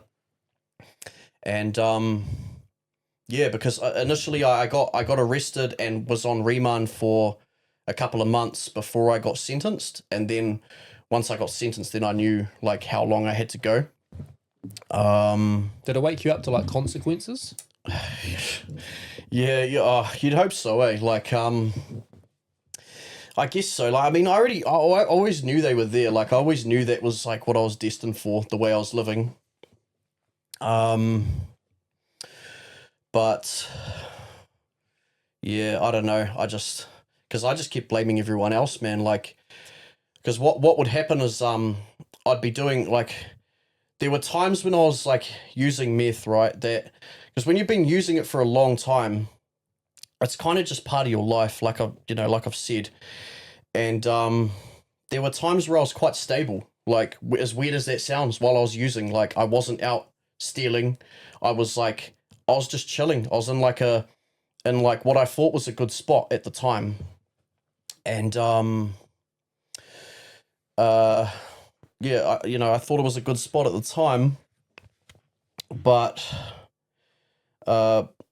then something would happen. Like I'd be in a relationship, the relationship would go south, and I'd just go fucking nuts. Like I'd just go insane. Like, and then so what happened when I did that was that, I'd end up in jail and I'd say it's not the drugs. I was fine, just sitting at home, just getting fried and just like enjoying my life. Doesn't sound very enjoyable. Yeah, not bothering anybody and shit. And then this woman, like fucking, so it's always just looking for someone to blame, I guess, other than the drugs. To again rationalize and justify the fact that like, I'm gonna keep using it regardless. So like, it's kind of like the bottle cap. Yeah, yeah.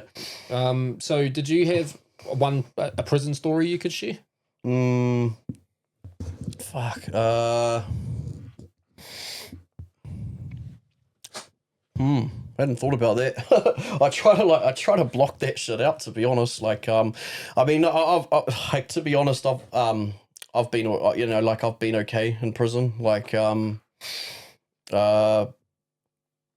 been quite lucky because I've ended up in units where there's been people that I know, and I've been looked after because I was fucking tiny back then too. So, I had a fucking mouth on me though, and like, I used to piss a lot of people off on like outside of prison, but I was kind of, I guess, looked after. I don't really have any like dramatic prison stories, to be honest. Didn't have to be dramatic. Could just be like a mean feed of biscuits around or some, around the TV or some shit. Yeah, I mean, like, yeah, Christmas was pretty dope. Like, I don't know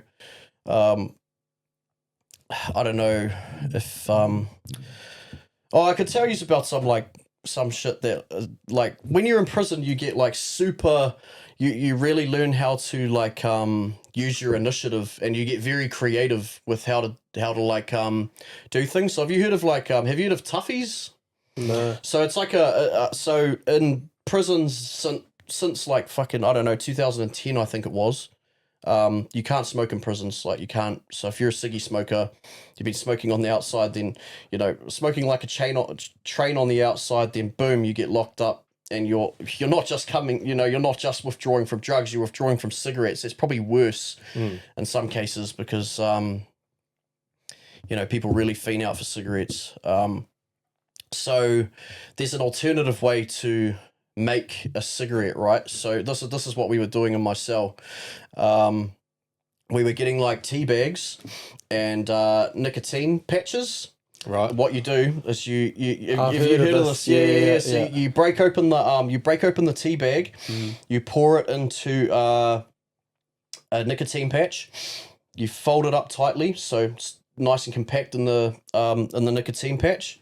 You put it in like a like the finger of like a rubber glove, and you put it in like, because you can have flasks. You can have flasks in prison. Not with alcohol in them. Nah, just like ones to hold hot water. Oh right. Yeah,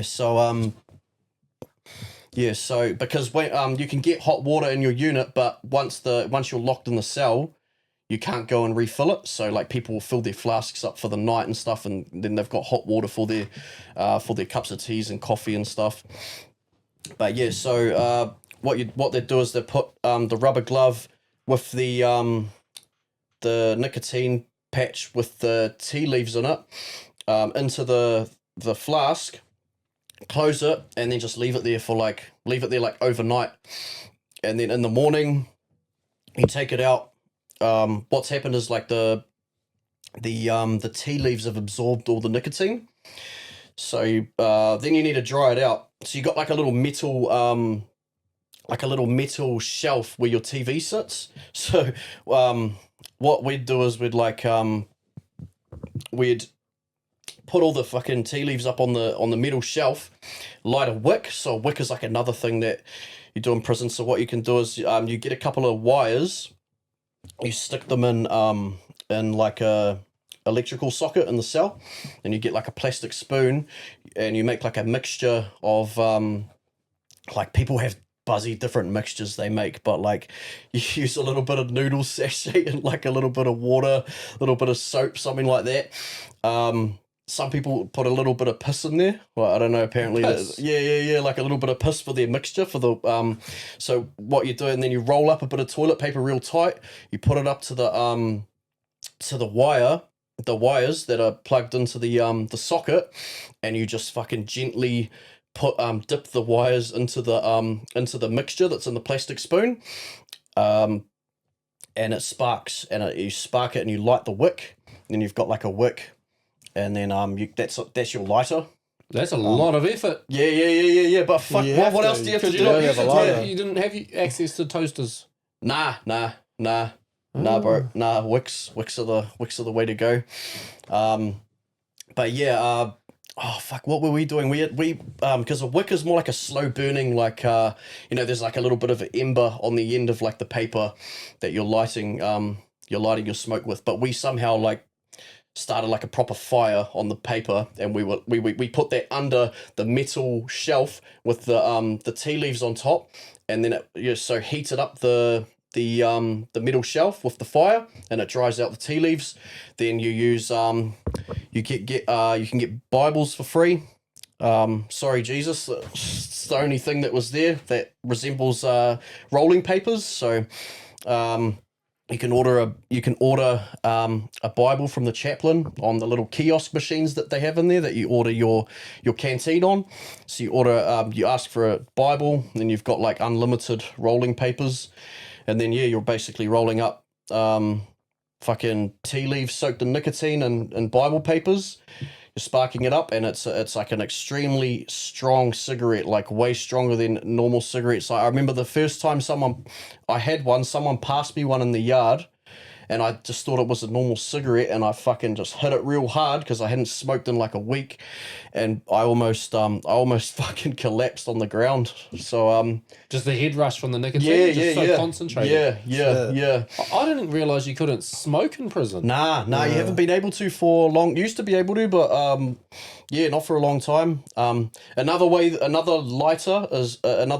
people make lighters is they get 2 razor blades and a couple of batteries, break one of the razor blades in half, and put them like on put the full razor blade on one side so you have like the batteries like positive and negative, and you have one razor blade on one side, and then the other 2, the broken ones, on the other side, and when you touch the tips of the broken ones, it sparks like a little ember. So that's another one. So stuff like that I find pretty interesting, eh? That's interesting, bro. There's a will, there's a way. It's like when people make tattoo kits and shit. Oh yeah. That's with the CD, because you're still allowed to have CD players in there. So people make tattoo guns with the like little motor from their CD players and stuff. It's crazy. Yeah, and they use like melted jandals for ink and shit. So I've seen all that sort of stuff going down, eh? Man, did you get any tattoos? Nah, not in prison, bro. Nah. If they use that creativity and that skill set and applied it in the real world for real life scenarios, they're probably clever as shit. This is what I mean, bro. Like, this is you're dead right. Like, there's so many extremely intelligent, creative people in prison, and just kind of like that. That's what kind of makes me sad, Like, just feels like such a waste. Waste of potential, eh? Yeah. And there's just, for a lot of them, they just feel like there's no way out. Like, they might, a lot of them will get out one day. A lot of them are only doing short sentences, but or like a few years or whatever. But prison expands beyond the physical, like, the physical realm. Because you get institutionalized. You don't know how to adapt to the normal life. Yeah, and just in general, like, our minds can be prisons, man. Like, I was imprisoned by my mind for a fucking long time, eh? Like, and I honestly think, like, regardless of any circumstance, like material circumstances that I found myself in, there was no way that I was gonna live a happy and free life until I escaped my own fucking mind. Like, and it's still a work in progress. Like, I can still slip back into old bad habits. Like, not obviously not using drugs and stuff, but like just negative thinking patterns. You know, resentment. You know, ungratefulness, things like that.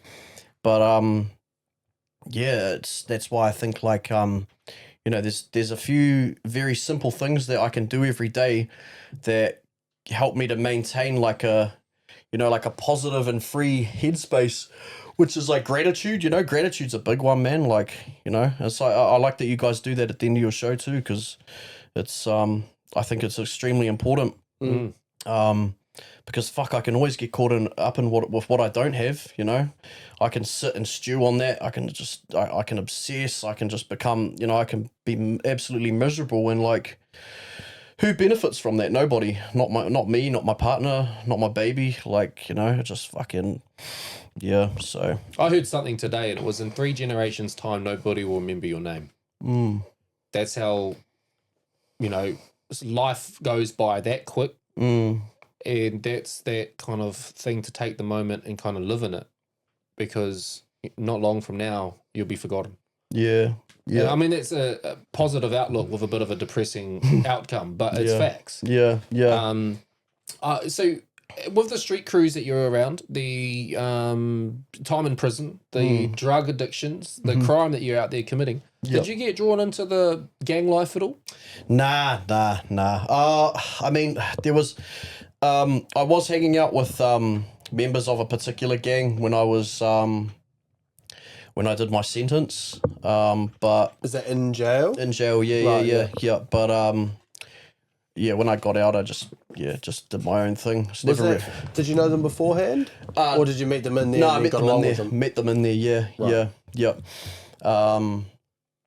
And yeah, just got on with them, and then I don't know, got out, and yeah, I was like, nah, it's not my buzz. So you did the 9 months. Did you go back to jail after that? Nah, I haven't been back since. So that was almost 10 years ago. Yeah, February 2017, I got out, and I haven't been back since. And you've been clean for 6. So you got out and carried on the drugs for 4 years. Unfortunately, yep. Okay. Yep. So my story didn't end straight after prison. So it's carried on for a bit longer. Basically, so I was still up in Auckland at this point. I was I did my sentence in Nafa prison in the far north. I got released, came back down here, moved back in with my parents for a little bit. Moved back down to Auckland. Not down to Wellington yet, but yeah, moved back in with my parents for a bit. That didn't work out, long story short. Fucking no good. Moved out and was living with a good friend of mine, who is now clean. He's doing well, but basically, without saying anything too incriminating, like, we were in a pretty good position as far as using as far as like using drugs goes, and as far as using meth goes. I was in a good position, like, I felt, because there was a lot of gear, a lot of you know, so because there was a lot of gear, there was a lot of money. And normally I don't start to, you know, start thinking about changing my life and like wanting to, you know, give all this shit up until like I've lost everything. And like but this time around, like, I just remember sitting there. There was a lot of gear, there's a lot of drugs, we had people around, you know, it was like there was a lot of people around, wasn't alone. But I was just sitting there in my room, like, everyone was in the garage, and I was just like, fuck this, like, this sucks. And yeah, I got like a message from a family member, and they offered to pay for me to do a private rehab in Wellington. And I was like, okay, well, you know what? If I'm going to do this rehab shit again, because I'd done a few rehabs by now in Auckland, I said, if I'm going to do this rehab shit again, I'll try it in a different city. So So yeah, I said, yeah, I'll do it. I'll take you up on that. And then yeah, there was about a 3-month wait, I think. And I was just using heavily the whole time. Heavily using meth intravenously. Heavily using rinse every day. Are you getting these from the same dealer? Nah, different people at this time, but you know, there are a lot of people that will sell both, but at this point in time, there was the guy that I was getting my gear off fucking hated the rinse, because like if you see people on that shit, it's just like it's painful. Like it's painful unless you're doing it as well. It's not something you want to be around. Like you know what I mean? I mean it's probably the same with most drugs, I'd say. But I was gonna say I don't tend to want to be around many people. I don't mind people that smoke dope. But yeah, it just definitely is uncomfortable. Yeah, but I'd say like rinse is like, bro, like that shit is scary. Like the way that people behave on it. Sounds like it would zombify you. It does, but like it's not like slowed down zombie, like, you know, because that's what I think when I see people on synthetic cannabis. They remind me of, like, you know, the old photos you'd see and videos you'd see of people in America during like the opioid heroin epidemic, and they're all like walking around like this. Yeah. Or like even like now with like the fentanyl and stuff, like the videos you see. That's what I see that's what I think when I see people on synthetics. But rinse is something different. People are moving very fast. They're fucking throwing their arms around, screaming. That's basically it. Like, just that was you on the daily. Yeah, pretty much, bro. Yeah. It was pretty ugly. So, I was doing that daily, and then another thing about rinse is that it's another one of those drugs that, like, if you're using too much of it daily and you decide you want to stop, you can't go cold turkey because it can kill you. It's like that. Alcohol is like that. And benzos are like that, so you can't go cold turkey. You have to do like a medical detox, which usually takes place in like a detox facility or a hospital, where they give you Valium, which is a benzo, to come off it. I've had that one. Yeah. So otherwise it can actually kill you to withdraw off it cold turkey.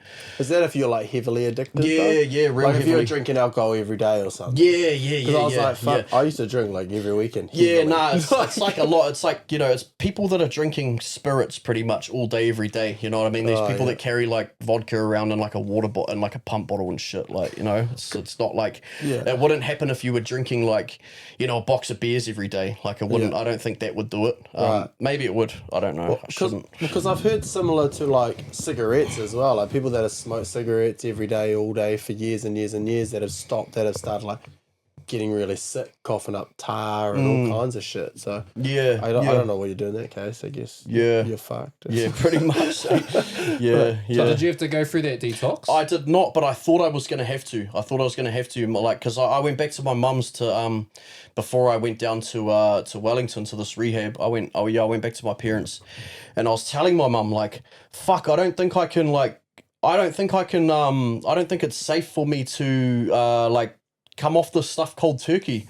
And she was like, she just thought I was drug seeking, you know, because I don't think she knew at the time that that's actually a real thing. Like, it can be dangerous to come off that cold turkey. She's like, you're full of shit, you know what I mean? Like, you're just trying to get fucking pills or whatever to make your come down a bit. Like, you can just deal with it, like, deal with the consequences of your actions. But I think she I luckily nothing, it was gnarly, like, it fucking sucked. But I didn't need any like medicinal support to come off it. I just got through it and was all right. And I guess once I ate a few steaks and, you know, sort of I was going to say as well, water. like, you had come to terms with the fact that you were going to do it, and you had kind of almost decided yourself that you were going to do it. So that's like what you said, like with people being forced into rehab and stuff, it never really worked because they're only doing it because they have to do it. They don't want to do it. So yeah, exactly. And man, I wish I could tell yous that when I went down south, did this rehab, that when I came down to Wellington and did it, that I wish I could tell yous that was it, but it wasn't. I fucking stayed clean for a little bit, I linked up with a good friend of mine. We just reunited after like, you know, we'd been friends for like 10 years at this point, but he moved away from Auckland to Wellington a lot earlier due to his own issues up there. But we reunited. He was going to NA meetings regularly in Wellington. So that's Narcotics Anonymous meetings. So he was clean as well. He was clean, yep. And I was already familiar with NA meetings because when I did rehab programs in Auckland, we had to go to them. So I knew a lot of people in the like NA sort of fellowship. Hadn't been to Wellington meetings before, so yeah, moved down to Wellington, started doing meetings with him, stayed clean for a little while. Then yeah, just had another relapse that went on for a little while. Didn't get back into crime. It was just kind of but my using was just as heavy. What triggered the relapse? Fuck man. I started working for a blockland company. I was labouring. The thing about me is like, you know, like I can sniff out another meth user, man. Like, and there was a guy there who I could tell was, you know, into the meth. So hit him up, said, bro, could you give me some, you know? And, I started drinking again first because I'd been off the alcohol. Like, alcohol in the past has been pretty bad for leading me back to meth because as soon as my inhibitions are down and I start feeling that like kind of like you know, that like that sort of buzz on the alcohol, like I want to pick me up. So that's been like a big trigger for me. So yeah, I think I was drinking at the yard, knew that this guy could get some gear, hit him up, and yeah, that was that. And then that carried on for a while. I was using like I didn't use the rinse anymore, mainly because I didn't know where to get it down there. But yeah, so but I was back to using meth intravenously daily. And then fuck, what happened after that? I think that's I think I just one day woke up, had enough. And bear with me, there's one more relapse after this. This is so annoying because, you know, it feels like after the jail, after the rehab, you know, you want that to kind of be like the end, but it's just not, man. Like, fuck. But that's reality. It is, yeah. And I think this is a good message to people. Like, recovery's not a linear journey, and especially if you've got like a loved one out there, or family member that you're dealing with this like frustration about. Like, I think this is like a good message because, fuck, there's not like. There are things you can do, but at the same time, it's entirely out of your control. And just because this person keeps relapsing, it doesn't mean that they won't eventually get it. I hope they do. But anyway, yeah, it's real draining to talk about. But I'm looking forward to getting to like the positive parts. Yeah, bro. Hard. I'm trying to get through it as quickly as possible. But there are some significant things that I need to bring up before I get to that. So fuck, I think I woke up one day, decided, nah, this sucks. I'm not going to do this anymore. Started going to NA meetings again. Got probably close to, I started university. That's when I started university. I got about a year clean. And then, so I was studying criminology. I was really enjoying it. Got about a year clean, did my first year at uni. And then, had another relapse, and fuck, I can't even remember what set that one off. I think it was just loneliness. So that loneliness led to wanting to go out and drink, to meet women, things like that, going to the clubs and stuff like that. Funnily enough, that's when I met my partner. She was in a bit of a state as well. I don't want to go too much into her story though, because that's her story. But she was using? Yeah, she was. Yeah. But I don't want to talk too much about her stuff. That's her story. But so that's when I met my partner. We started getting together. So before that, I shot up to Auckland for Christmas, and fuck, man, like, this was the worst, this is like the worst shit that I've ever experienced. Okay, so I was on a bender. For starters, I was at this girl's house. This guy rocked up that I knew from years ago, pulled a shotty on me, took everything I had off me. Wasn't anything, like, it wasn't any beef or anything like that. There wasn't any old beef or anything. It was just purely opportunistic. He was down and out in a, like, bad situation himself, and he fucking saw me. I had some jewelry on. Yeah, and, like, fuck all else. Like, just waiting to get paid, I think, but he just took whatever I had on me, took my phone, all this shit. Had a shotty in my face, hit me with the back of it. What were you thinking at that time? Oh, I was just, but I don't know. I'm quite, like, in those situations, I just shut down, stare at the floor, like, but I'm just thinking, like, fuck, he's either gonna do it or he's either gonna do it or he's not. And my best bet is that if I just sit here quiet, he's not gonna, like, yeah, and he didn't. So, like, grateful for that. He messaged me later, like, apologizing and shit, trying to, like, and asking if, like, he's like, bro, sorry, I was just in a real, and he's like, do you want to come meet up? And I'm like, I'm not meeting up with you, bro. Yeah, I don't trust you, bro. You gotta pull a shotgun on me. Yeah. Hit me with the shotgun. Yeah. Tried shooting my face. Yeah. Stole my shit. Yeah. Hell no. But all good. Yeah. Yeah, so, didn't meet up with him. But, yeah, and then, yeah, after that, I think I went home, had a sleep, went back to my parents, had a sleep because I was staying at theirs while I was up there over Christmas, and then when I got back on it, was probably shooting up like a quarter of a gram every hour or so, which is quite a lot. I was gonna say I don't know that reference, but is that a lot? It's like a quarter of a gram isn't heaps, but like that consistency, doing it that way for someone like my size at that time, extremely malnourished, dehydrated, it just fucked me up. And I went and was at a motel with a couple of mates who were who were from Wellington actually, but came up, and I sussed them, like they were looking for like a relatively big amount of gear, and I sussed it for them.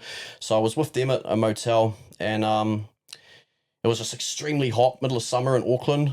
I had one more shot, and I don't know what fucking happened. I just I used to pride myself on like my mental strength, because I didn't really go into like I'd be around a lot of people who would go into psychosis, get real paranoid, think everyone's setting them up. And I was like, you guys are fucking weak brained, you know what I mean? Like this never happens to me. I don't know what happened on this occasion, because I barely remember any of it, but I've never experienced anything like this before. Like, it felt like I barely remember a lot of it. But it felt like I was in like a simulation, and I was walking around, like I started freaking out on them, because what was happening was I kept blacking out, but I was saying a whole lot of shit, and then I'd come to and I didn't remember what I had said, so I was panicking. I was like, what the fuck have I just said to these people, you know what I mean? So I blitzed it out of the motel, and I was walking up Lincoln Road in Henderson, which is like one of the main roads, and I was like trying to open car doors, but I wasn't trying to break into them. Like, it was a full-on psychosis. I thought they were my car. I thought there was people I knew in the car, things like that. I was walking right up to people and just standing there staring at them. Fuck, this is hard to talk about, to be honest. I've never talked about it in like a format like this. But yeah, it was scary, man. Like, I've never, in my whole like life of like using really heavy drugs, I've never experienced that before, and I still can't explain it. I still don't know what happened. Hope someone can explain it to me one day. I think it was probably a build up of things, but it sounded like there was factors as well, middle of summer. Yeah, and I think I listed them off. So I don't know. Yeah. Was it your first day back on it? Like, did you say you had to sleep the night before and then you went back? Nah. So I was days old. I was days old. So again. It could have so been yeah, that as well. That would have been about exactly. Yeah, and you're not supposed to, like. I didn't even realize this, but like when you're using meth intravenously, you're supposed to stop after. I mean, you're not supposed to do it full At all. stop, but these are the guidelines that like, that like people who work in the sector have set based on like evidence-based research on like what the shit does to your brain, what it does to your body. You're supposed to like stop after a few days. Like, I don't fucking know. Like, what is that? I don't even know how many days I've been awake. Like, what the fuck? Like, I don't know. How am I supposed to know when it's been 3 days? But yeah, I was days old. And yeah, so yeah, what I was doing, I was walking around, trying to open car doors. Obviously got the police's attention. They came and so they turned up. And man, I've never been more happy to see fucking police in my life, because like, You didn't know what was going on. exactly, man. Like, I don't know where I would have ended up otherwise. So Did you say to them? I told them, I said, look, I sort of, because it sobered me up a bit, I think, seeing them. I was like, fuck. I was like, look, because they went through they were like, do you have anything in your bag? I was like, yeah, I've got some gear in there. I've got some needles in there. And then, yeah, they got in the car. They like looked up my name and shit. And they were like, you've been out of trouble for quite a while. Because I'd been living in Wellington for a few years. Like I said, I've been at uni. And, you know, so obviously it comes up in their database that, you know, I've been out of the system for a while. They don't know where I've been. So I just told them, I said, look, this is what's happened. I've been in Wellington. I've been in, you know, I'm in recovery, or I was in recovery. This is basically a relapse. You know, I'm actually at uni at the moment. Just finished my first year. You know, obviously you guys know my history just by looking at the thing. Like, this is what's happened, essentially. I have no other way to justify it, but yeah, and I was just kind of like, fuck, please just do not take me to the cells, because I'm not in a state of mind to be in a cell right now. And I said, just take me, if you're going to take me anywhere, take me to the hospital, because like I'm not well. And they laughed. They were like, we're not taking you to the cells. Like, and they said, where are you staying? I told them, take me to my parents. They took me to my parents and just gave me like a drug and alcohol card, just said, ring this number when you sober up and like get some help, sort your shit out, get back on track. And I was like, holy fuck, that's never happened in my life. Like, They found you with Class A drugs. on you. exactly. Yeah. But it was Did they take the drugs at least? yeah, of course. Confiscated and Yeah. I guess because I mean, other than the drugs, you weren't really doing anything criminal. You're just wandering the streets, fucked up. Yeah. So I guess it's like when you're Attempting to break into people's cars or under when the you're influence attempting of to Class break into A a drugs. car or just opening car doors. Yeah, Yeah, but confused. I could understand that's what they would think, especially because of my history. Yeah, But, true, yeah. But yeah, they just saw what state I was in. They listened to what I had to say. They believed me, and yeah, fuck. I'd love to like meet those. I'd love to see those police again one day and like shake their hands. I wouldn't even know what they look like, to be honest. But Was that the last time? no. Oh, Not long after that. Not long shit after out that. of me. So, but listen to this. So, this was my rationalizing again. So, what I thought was, oh, okay, so this thing happened. How can I still carry on using and, you know, just act like, oh, I've done something different. So I went back to smoking it. I was like, I'll just go back to smoking it. I'm not blasting any. I'm not shooting up anymore. So it's okay, you know. Like, that only happened because of the things that you listed down Are you guys? before. Are you noticing the pattern here? So like something it's happens. not the meth's fault. Yeah, it is. Yeah, exactly. But So, it is. and it's insanity. It's like, you know what the definition of insanity is Same thing over again. expecting said a that- different result. He said that so many times on Yeah. this podcast. Yeah. Nice. Yeah. So yeah, absolutely insane. Like, and so I started smoking it again. Didn't last long. Went back to shooting it up. Fucking did home back heroin a couple of times. Towards the very end of my using, and just, you know, enjoyed it, but was like, this isn't good enough for me to keep doing it because I know how hard it is to come off. Like, you get sick coming off it. So didn't continue with that. Basically got into a relationship, met my partner, got into a relationship, started back at uni, started realizing that everything was slipping, and I made a decision. I said, you know what? This isn't gonna, like, I need to fucking, I need to make a decision here, because what happened was, you know, it's like I told you from the start, I used to loved that lifestyle, that whole lifestyle that was attached to, that using meth and getting meth and, just the whole hustle. But I had like a taste when I started uni and I, started working. I had a taste of like, a real life, like a proper life. And I really liked it. I really liked not, bringing my parents to tears. I really liked, my family actually enjoying having me around. And I just enjoyed feeling like I was contributing something to the world, and I enjoyed learning. Like I enjoyed uni altogether, and I could feel that I was going to lose all that if I kept doing what I was doing.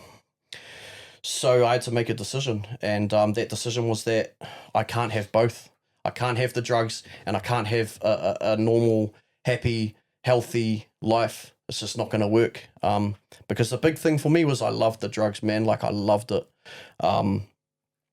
Other than those really shitty times I told you about, like I had some, I felt like I had some great times, and I can always rationalize and I can always try and block out the bad times and just focus on the good times when, I'm wanting to justify having a use. But, I came to a crossroads, and I took the path that I wouldn't normally take. It was either carry on using drugs, probably die very young, or end up in jail for a long time, or accept that I have to knock it all on the head. I can't there is no using the shit recreationally. It's like I said at the start, this isn't a drug that you use recreationally. It's a whole lifestyle. You're either in or you're out. So, I chose out, and that was it. That's all she wrote. So finally at the end of that. But yeah, that felt good. Massive, man. Yeah. Congratulations, Thank you, brother. brother. 6 years. Thank you. Yeah. Have you come close to a relapse in that time? Nah. Fuck, I'm lying. It's been a while though. It's been a long time. Like, there was times in the early days where I'd have arguments with my partner, things like that, where I'd feel like, fuck this.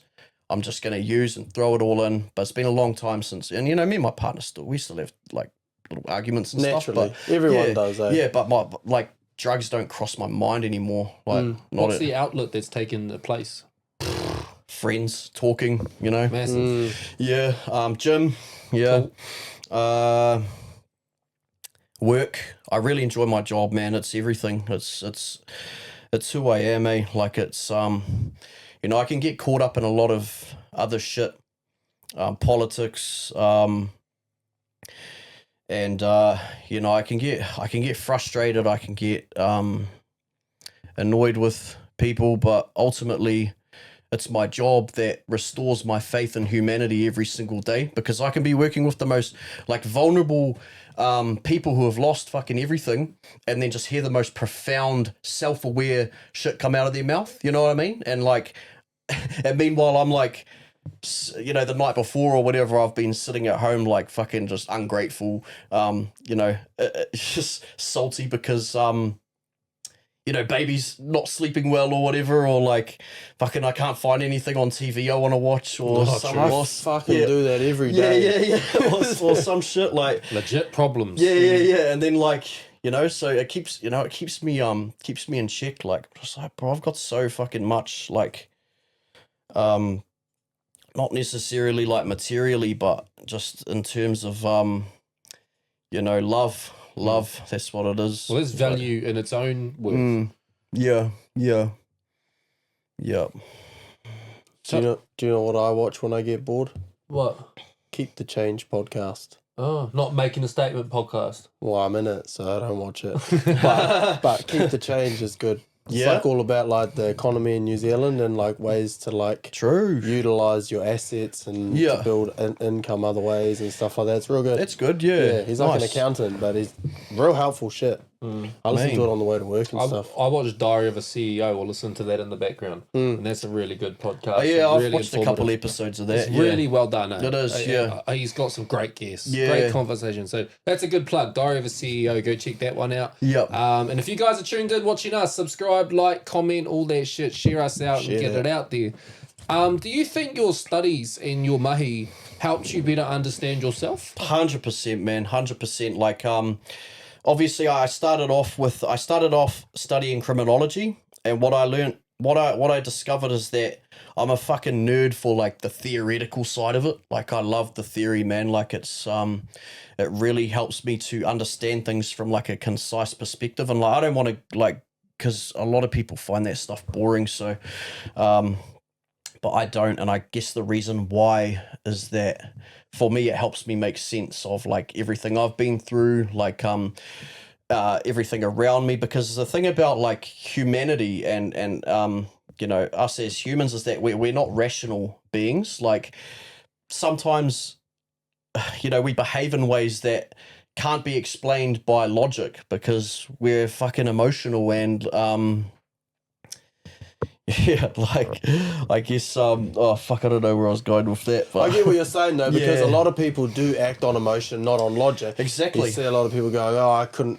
Sorry for doing this. I was upset about something." Whereas sometimes you have to just take that second to be like, "Well, it's probably not the right way to act." And Yeah, there's yeah. the logical thinking. What so- I've seen as well is that intuition, gut instinct, like your initial reaction to something is the... What was the other one you said? So the not the logic, emotional. the emotion. No, you know. So that's the logical. So your gut instinct is generally like the logical intuition, and then the emotion comes in. Yes. And the example being like a female going to go jump into an elevator, and there's Yep. a scary looking dude in the elevator, and he's Yeah. about to go up, Yep. and she's going to go walk in. Her gut instinct is going, "I'm not going to jump into that elevator. Yeah. I'll be in there by myself. I'm vulnerable. I'm afraid of him, whatever it might be." Yeah. But then the emotional aspect kicks in and it's like, I want to just jump in that elevator because I need to go to the next floor. Yeah. But in doing that, that person is also making the decision to ignore the real world that we are in, which is sometimes somebody gets in that elevator and they don't come back out of it. Bang on. Yeah. But then you could flip that, because then it sounds like you're bringing up that she had fear.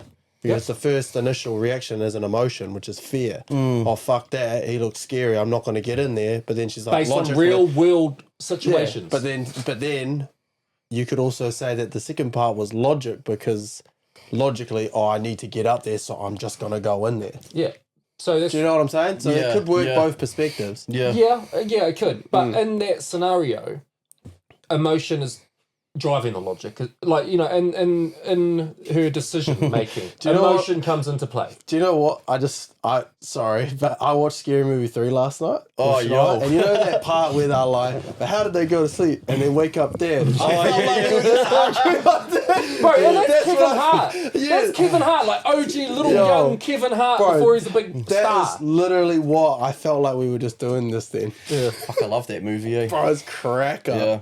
I remember when it came out. Fuck, that's like a core memory for me, eh? Yeah. Yeah. I think it's like one of the first like sort of like R-rated movies I saw, I think. I'm pretty sure. Like, yeah. It used to be on like TV3 sometimes Yeah. late at night. Bro, Yeah. funny shit. Are you going to watch Scary Movie 6? Oh yeah, 100%. bro. Yeah, just purely out of like respect for the fucking for like the For the series. or yeah, whatever, yeah. Like even if it's trash, bro, I don't care. I'll go see Yeah, it. because I didn't really like the 4 and 5. I wasn't 4 a was huge good. fan, but Yeah, I it was liked definitely. Oh, I think I liked all 1, 2, and 3. Definitely, I think 3's been my all-time favorite, which is why we rewatched it. Plus, it's leaving Netflix soon, so Oh, we were true. like, "Oh, we'll quickly rewatch it just to have a laugh," and we did. It was good. Name. Yeah. Anyways, You follow the music scene at all? Did you see T.I. and 50 Cent beefing? Nah, I saw you guys. I saw you guys did like a live yesterday about it or something. Though, eh? I was Yeah, like, we listened to the music. Yeah, but, yeah. I mean, it hasn't escalated and got into like that Hundy stage yet, but Yeah. that shit's been brewing True. in the behind the scenes for the last week. Of course, the shit in Iran has been brewing. oh that as yeah, well. yeah, fuck yeah, man, that's bad, eh? did you see today? Trump was saying that if Iran continues to blow up the tankers and like whatever's happening in the Strait of Hamas that he promises death, fire, and fury. So I was like, you're already doing that. Didn't they blow up the fucking the oil tanker? Oh no, yes, they blew up an oil tanker in Iran. Yeah. I don't know if that was on the Strait, but apparently all the tankers that are going, or the ships or whatever they are, they're being hit. They're trying to blow them up while they're on their way to stop them from using it. So they're trying to shut it. Yeah. Whereas US is like, if you do that, we will take over the Strait. You will no longer run that Strait. Basically, it sounds like he's trying to wipe them, essentially. Yeah. And the French have come and they're trying to put defence in the Strait, and so have Australia. Yeah, and then I know that I saw that the US has sorted some shit out with Venezuela now as well to do trading with them or something. Oh yeah. Yeah, so I don't know. It sounds like he's trying to take over the world. Yeah, is that with their new puppet fucking president that he's put in the old one's place? Yeah, I don't know what's happened there. So I think what I heard was it's the son of the old supreme leader. Oh, that's in Iran, eh? Yeah, Iran. I don't know about Venezuela. Yeah. Oh, yeah. Yeah, but I know that the son of the old supreme leader, who was supposed to be terrible, is He's now the new wounded, supreme apparently. leader. He's wounded in war. I don't know. No, they've hidden him. No, he said on the thing that was announced yesterday he's wounded. Oh, I don't know, but apparently they'd hidden him. But apparently he's like worse than the guy before, his dad. So they said they called him the Prince of Iran. Yeah, that's what like I heard. that. Yeah, he's even more of a he's even more of an extremist, I guess. If that's even possible. But I don't know. Like fuck, like Trump campaigned on no new wars and bringing prices down. War and prices up. Yeah. Like, just, yeah. But he's the most. This is what I think. He is the most compromised man in the world. Like, this is all because he's all over those files. Yeah. And very same files. Yeah. And very likely, there is videos of him doing unthinkable things with underaged people in a safe somewhere in Tel Aviv, allegedly, in my opinion. That's just my opinion, making that clear. I think he's not the only one though. There's a whole. So that's why he's helping Israel. Apparently, the survivors. Apparently, the survivors are compiling and going to release their own list because they've had their names announced to the public in the files. I know, they didn't redact their names. Yeah, it's terrible. Yeah, but so now that they're out there, they're like, well, we'll come together. So they're already doing TV media and shit, and apparently they're going to compile their own list and just put it out if the government doesn't do it. Yeah, good. Yeah. I haven't paid too much attention to the Epstein. I try way too much. I try to ignore that stuff. See, I'm more intrigued by the Iran. Yeah, but that ties mainly back. because that ties back, bro. Is it Ghislaine Maxwell's father was like a leader in Israel? But I haven't intelligence. Yeah, so I haven't looked too far back into it, but I'm just more keeping up to date with it because obviously whatever continues to happen is going to affect us. Yeah, but those two things economically are both very hand in hand potentially. I'm going to do some more diving. The connections all go back to Israel and US's partnership and the powers and the leaders and all the rest of it. Yeah, because Benjamin Netanyahu, he's been saying that Iran are 2 weeks away from having nukes since 1984. That's how long he's been saying it. Where the fuck are the nukes? Now they're saying, no, they were actually 2 weeks away from having nukes now. And Trump was trying to be diplomatic with them, and they wouldn't listen. And Trump's like, I tried to get them to say the magic word, and they wouldn't say it. They wouldn't say they wouldn't build nukes, and that's just a blatant lie. Like the Ayatollah has said, like as bad as that regime is, the Ayatollah said that he will not build nukes because he considers it like anti-Islamic to own a nuke. So like the whole war is being carried out on behalf of Israel, who is supposed to be the junior partner.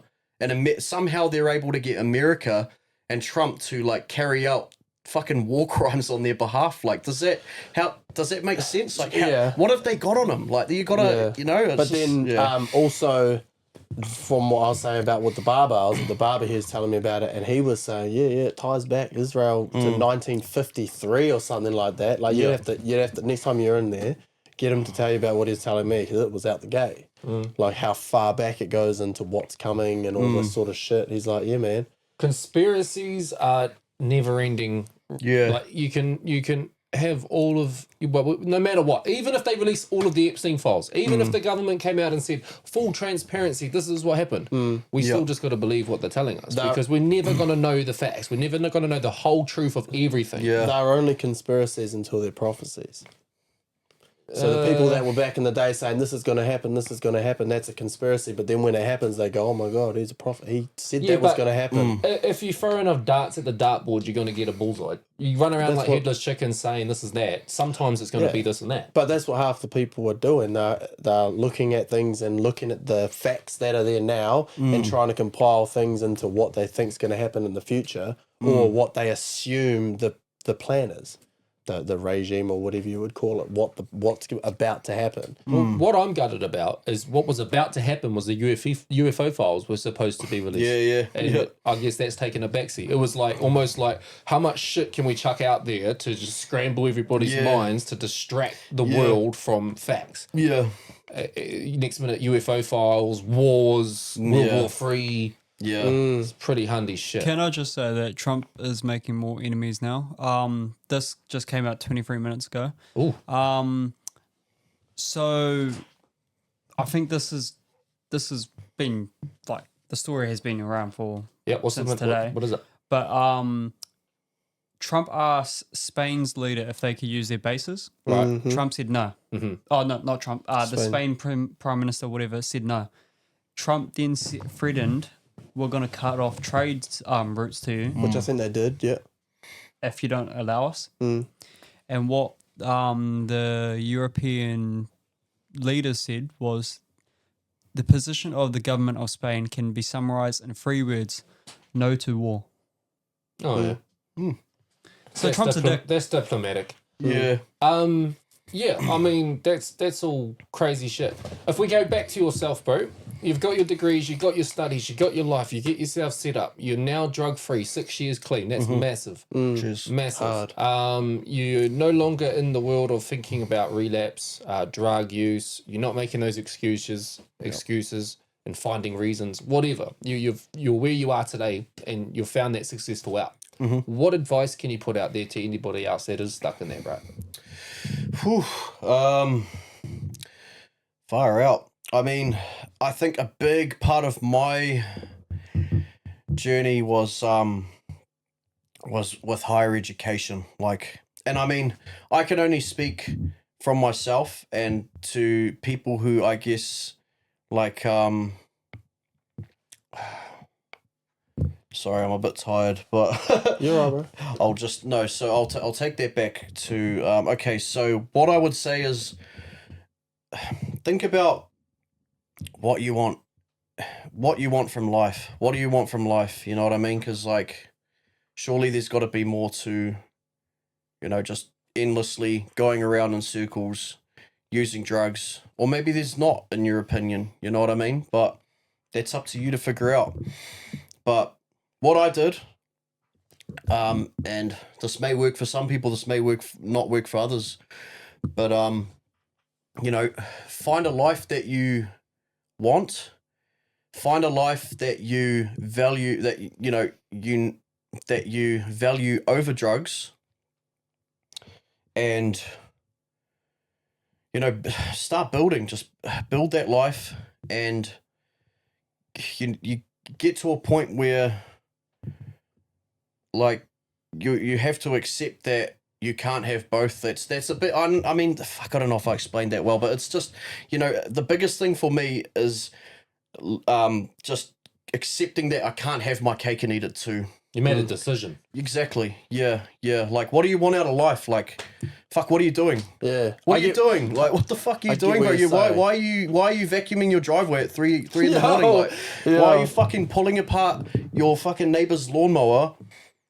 Because there's more to life than this shit. It's just and I understand that. Man, I've had it good. In terms of my upbringing, I've been fortunate.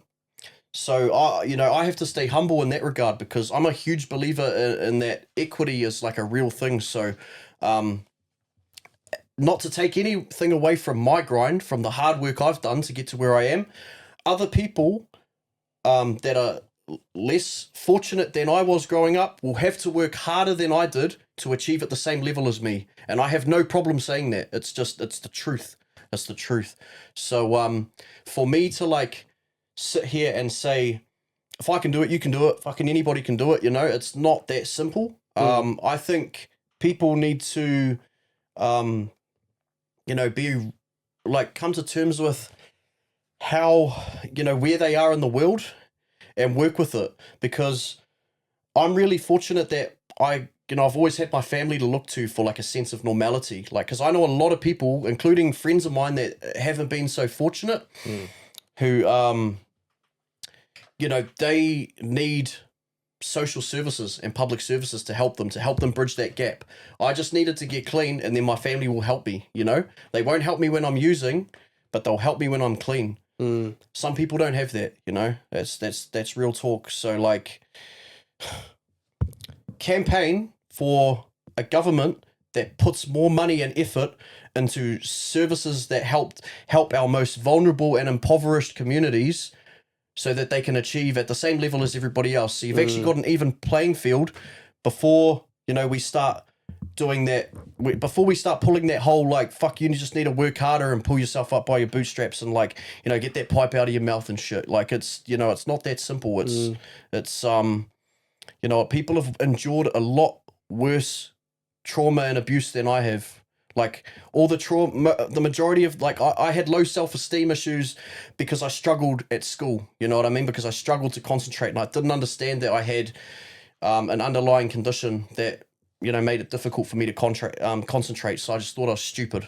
You know, that's where my trauma comes from. And then I had traumatic stuff happen to me in active addiction, like what I mentioned about that, you know, that time with the shotgun. There's been other times very similar to that. You know, there's been, a multitude of incidences like that. So yeah, I'm traumatized from stuff like that, but I can't even like imagine what other people have gone through. Some of the people you've had on your podcast, man, I've tuned in, I've heard some gnarly shit, man. I can't imagine what it would be like. Like I can only imagine. I can't relate. And I think that's just me being real as I can right now. So like, even like me just about 5 minutes ago waffling about people, like, you know, vacuuming the driveway and fucking, you know, like telling people to get the pipe out of their mouth. That's just, you know, like I'm correcting myself right now, and I'm setting the record straight and saying, like, that's bullshit for me to even say that, to be honest. Like, fuck, if that's stopping you from killing yourself, then fuck, like, for the time being, it's the better alternative, to be fair. Like, because that's what people are dealing with, like some real heavy, like, you know, deeply ingrained trauma that, you know, using drugs is literally their lifeline. So when you're ready, reach out to the right people, reach out to the right services, and yeah, like, fuck. We might cross paths one day, you know? Yeah, I think reflect, like, and like, if somebody is listening and relates to what you're saying, I think there being that light at the end of the tunnel, and your story is massive. And I think that does show people that there is another path, and that's important, bro. So thank you for being that beacon in this conversation, and, you know, for the progress you've made in your life, bro. Massive, you, bro. Complete turnaround. I think, I hope there's somebody out there that gets some value in hearing your conversation. I do want to ask, how did you end up on this ADHD documentary? Oh, yeah. So, yeah. Oh, so you saw that, did you? Or did you just, or when I told you about it, or? Both. Oh, both. Oh, yeah. I just got randomly reached out to. So I guess, when I, in my second year of university, I reached out to a NGO in Wellington called Just Speak. So they are a criminal justice advocacy NGO. So they run campaigns, lobby the government to change criminal justice policy in a way that would ultimately like, I guess, prioritize rehabilitation and community over like, you know, punishment and isolation for like people who, you know, our most vulnerable people who are in prison. So that's what they do in a nutshell. If anyone wants to check them out, it's just speak, all one word. So I reached out to them and I started doing some volunteer work for them, and I worked on a project with them, which was a podcast. So the podcast was called True Justice, and it's a 5 episode. So it was just a 5 episode, very specific, concentrated series of episodes where there are various interviews with academics who work within the justice system, people who just work within the justice system in general, politicians, people who have been through the criminal justice system, and the prison system, and it's all compiled into 5 episodes, and each one has a theme, and it's breaking down basically how our criminal justice system operates, what's wrong with it, and what could be done to improve it.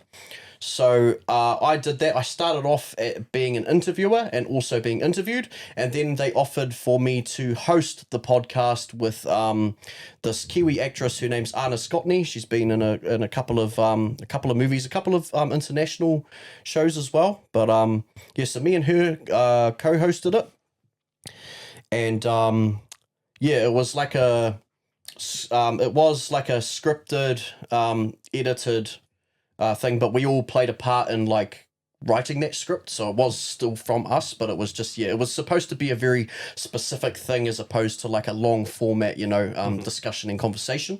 But if anyone wants to check that out, it's called True Justice. That is on Spotify. I think it's on YouTube as well. Apple Podcasts. So that came out in 2022. Basically won an award for Original Podcast of the Year. So what happened? Wow. Yeah. So what happened after that is I got a lot of media coverage. So I ended up getting noticed quite a bit for various different things. I had people reaching out to me on Facebook, on LinkedIn, stuff like that, asking me. I was interviewed on Radio NZ. I was interviewed on the One News morning show, just to talk about my experience with making the podcast, and also like I guess how like, you know, just how it was in general, especially like based due to my own history, lived experience, and how I felt. Like, was it confronting, stuff like that. So there was just a real follow on after we made that podcast. Every time I'd like be in the media or something, I'd get somebody else reaching out to me wanting to fucking interview me for a podcast or something, and then eventually, like I think a couple of years later, I got hit up to do that that TVNZ documentary for ADHD. So did that, and that was pretty cool. But I guess like a lot of these things I don't know. I think they're good in the long run. Like I just, I'm always like, it's gonna help people. Like I'm like, I can't be fucked with this, but it's gonna help people. Like, you know what I mean? And that so if someone asks me to do something like that, I'll do it. Like most of the time, unless I like get a real bad sense of like, just like an ulterior motive or like agenda or something. I'm like, nah, you're not gonna fucking parade me around like you're, and you do you do get instances like that, and I just won't respond generally when that happens. So, are you still in that kind of social media presence and? A little bit. Like I make a bit of political content, like political commentary type stuff, like David Seymour's Undies Uppers. Stuff That's like a good that. one. I've gotten very lazy with that though. But ultimately my views are still very much the same. And I guess what has shaped my worldview predominantly is my lived experience with the criminal justice system. There's a quote that I like from an old Russian philosopher, and it goes like this. It goes, "You are so you can judge the degree of civilization in a society based. You can judge the degree of civilization of a society by entering its prisons. So what that means is like." you know, we can only judge our society as a whole and like our collective morality based on how we treat our most vulnerable, oppressed people. And that fucking just speaks volumes to me, to be honest, because in this country we do not do that. And I think that's the root cause of like that, you know, it just says a lot about where we're at and our priorities in general. I feel like you know, that's not an accident that the majority of people in prison come from you know, fucking the lowest socioeconomic backgrounds, like and demographics that we have in this country. Like it's just, and we just pay no attention to that, and we just want to keep, I guess, putting a band-aid over the wound, just keep locking people up instead of going, what's happening in these communities? Why are they like this? Why is it that people in these communities are finding that themselves with no other choice but to like take drugs, sell drugs, commit crime, stuff like that. I'm going to pull it back though.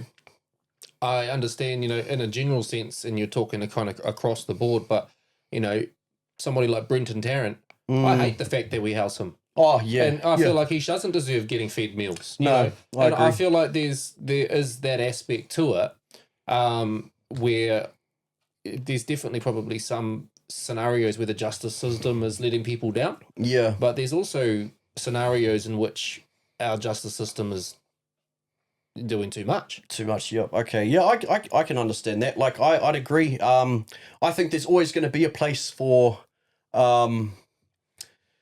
prisons, or something that resembles a prison that keeps certain people out of society and doesn't necessarily fucking reward them or treat them well. So something that I actually like is the Scandinavian prison model. So in Scandinavia, their prison model is based primarily on rehabilitation over punishment. They have one prison called Halden Prison, which is like, bro, it's like a fucking hotel, right? Okay, and like most people would get so mad seeing this shit, but only, and I'll just point out that only like very certain types of prisoners get to go there. It's not like someone like Brenton Tarrant wouldn't go there. Like it's people who have very high rehabilitative prospects, like somebody like who it's very clear that, you know, they have a soul, and they're, you know, they have people that love them. They have, you know, they have potential.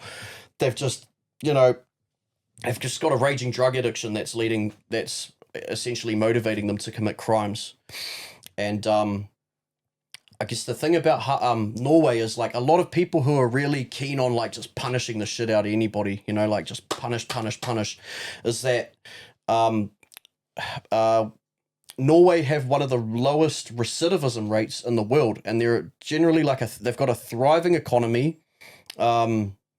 People get out of prison and don't reoffend, you know what I mean? So like ultimately what I'm interested in is safer communities and less crime. Like that's really what it comes down to. And people will look at me and say, you fucking, you know, you want to reward prisoners, you know, you want to reward prisoners for doing crimes. Like, what about the victims? Well, I agree. Like, I think the best thing you can do for a victim is rehabilitate their offender if they have rehabilitative prospects. That is, like, I'm not fucking naive that there are some bad people out there, right? And that bad people who you know, just live to hurt people, you know what I mean? I don't think those people, I think there are people child abusers. Yeah, 100%. I agree. Like those types of people are not, I don't think they have rehabilitative prospects, and I think they should be locked away from society. I agree. What I'm mainly talking about, because in my day-to-day role, I spend a lot of time in court, and what I see, the majority of people who are in prison at the moment are fucking shoplifters, and people, child abusers are on bail. You know what I mean? And shoplifters are getting remanded in custody because the shoplifters are the fucking like streeties, the street kids. They've got no bail address. And the child abusers are the corporate businessmen hiding behind suppression and paying off the victims. That's right. That's right. Yep. Facts. That makes no sense. Yeah. And you know, it brings a lot of things into question about equality, and you know, in the eyes of our justice system. Like wealthy, rich people are always going to be able to afford the best top-notch lawyers that are going to get them off. And, how's that fair? How's that fair when, like bro's just stealing a fucking steak to eat and he's remanded in custody because he was kept in custody over the weekend and he lost his temporary emergency accommodation or whatever because he got locked up. And that's something new that this current government have done. They've taken away. They've made it harder for people to get emergency housing. And you talk to any judges, the judges will say prisons should not be being used as temporary accommodation and emergency accommodation, because that's what's happening as a result of policies that this government has implemented around emergency housing, making it harder for people to get into emergency housing if they're currently on charges. And it doesn't even matter how serious those charges are. And it's like I said, for the most part, it's shoplifting. Yeah. And the thing is, so if you're trespassed from a shop that you shoplifted from previously, and you go back into that shop and steal again, they automatically upgrade that charge to burglary. Oh. So, and that's a lot more serious than a shoplifting charge or a theft charge even. So, you'll see somebody with all these burglary charges and it looks fucking bad, but it's like you find out that it's just they've just gone in and I don't know, stolen some fucking lollies or a can of beer or something because they're living on the street and yeah. Do you see some of yourself in the people you're dealing with on a day-to-day? Oh, all the time, man. Yeah, all the time. Yeah, and it's sometimes it's hard because I always I have to keep I have to keep my professional face on and stuff. I can't give too much of myself away in those scenarios, but I have to just but it is helpful as well because I kind of know when I was in that position, I kind of know what I needed to hear and what direction I needed to be pointed in. So I can use that to sort of, I guess, give words of encouragement, things like that without That's going. That lived experience. Yeah. Alongside the qualifications. Exactly. Alongside the experience in the role. Yes. Yeah. So that's the people that people really do want to listen to are the ones that have actually been through this. That's right. Shit they're talking about. Yep. Yeah, for sure. And it's 100%. Well, that's massive, bro. Thank you for coming through. Thank you for joining us today. Oh, all good, bro. Yeah. One thing is, do you have any questions for us at all? Nah, fuck, I'm just knackered, eh? It's exhausting, eh, my bro? And I'm sorry, you've got a long drive home, so we will wrap up in a sec. I do just want to ask, what's happened with the podcast? How come you don't relaunch it if it had success? I don't know. It's just the organisations that were behind it, funded it, everything like that. Just they know they can get in touch with me if they're going to do another project like that. But it's for these NGOs, these small NGOs, getting funding is hard. It's not easy, especially, and the government that we've currently got is not the type of government that supports these types of initiatives. Right. So it's just generally how it works. Might be different this election, but but they know how to find me if they want to do something again. But maybe I'll do something one day. I'm just balls to the wall at the moment. Just so much new job. Yeah. New job coming. Yeah. For those that do want to find you, how can they find you? Oh, just probably TikTok, to be honest. Just type in it's Tommy D on TikTok or Tommy92929. I think that's it. I'm on there. I'm not posting a lot, but you can holler at me and I might make some more content soon since we're coming up to the election. Need to start organising and rallying people, encouraging people to, I guess, I'll never tell anybody how to vote, but what I'll say is I encourage people to think about what's important to you, what's actually important to you and what affects your day-to-day life and that of your families. Don't get sucked into brain rot on social media. That's the number one thing not to do. We all do it. Well, I do. I do. So, just don't get sucked into stuff that isn't real. Just, Have you thought about sharing any of your story or your journey on your platform? I have in the past. Yep, I have in the past. Like I actually, when I started my my TikTok, I wanted to share. I wanted to teach people about criminological theory, the theories that I learned, the specific theories that I learned about, because I find that shit real interesting. And I did manage to, because what the thing is, I could go on and make a video waffling about that stuff, and would get no reach. You know what I mean? It's not all about reach, but ultimately, I want people to see it because I want people to learn. You know, so what I have to do is take current events and add like a framework, or like frame it in the way that I'm incorporate into the deliverance of that content. Exactly, and yeah, I could go back to doing that, but I don't think there's been a hell of a lot in the news at the moment around criminal justice. Like, to be honest, it's been real hard to focus on domestic issues because of all the shit that's going on overseas. Like, but I think it's important to like bring it back. You could always incorporate some international, you know, and you could still put that content and intertwine your knowledge and apply it to something outside of the country. For sure. Just some food for thought. Yeah. Cuzzy, DJ, TJ, 1s and 2s. Any questions for the bro Tommy D? Nah, not really. I still need to take a piss now. Yeah, So do I, bro. I'm busting. We said that happened, bruv. I got hit really bad last week, bro. Yeah. Like, we had to just wrap up real shoot. I was like, nah, I need a piss. I'm going to coming out my diddle. Brother E, any questions? Nah, bro, I'm happy to rap when you are. Cool. Okay, so just before we end, a last question to you is, what is your thoughts on the Making a Statement podcast? Oh, it's awesome, man. I love what you guys are doing. I've watched the way that you like sort of operate, and I'm like, there's a lot that you do that reminds me of like stuff that we learn as clinicians, like alcohol and drug clinicians. So like, you're good at what you do. Both of you are. Do you mean like in the conversation? Yeah, in the conversation, the way that you like, the way that you ask questions, the way that you like navigate the conversation and things like that, the way that you bring it back, like these are all things that you learn. That you learn when you're studying like mental health and addictions and counselling, psychology, things like that. So I don't know if you've done anything before or if it's just natural to you, but I think it's just caring, eh? Because Yeah. the people that are sitting down here obviously have a story. Everyone has a story, but I think the biggest thing for us is I think we care. We want to hear the story. We want to understand them, and also we want to help everyone else understand and break the stigma around these topics and this sort of thing. So I think that's the biggest thing is we're just trying to. Yeah, I guess relate as much as we can and understand. So, Awesome. I love it, man. I love what you guys are doing. I've been telling my friends and family about you guys all week because obviously I was coming on. But I was like sort of building you guys up to leading up to that. I was like, oh, they're doing this and that, and Appreciate that. Yeah. So, talk it up. yeah. So hopefully a few of my friends and whānau will tune into my episode and they'll jump on and subscribe. Yeah. Make sure you do.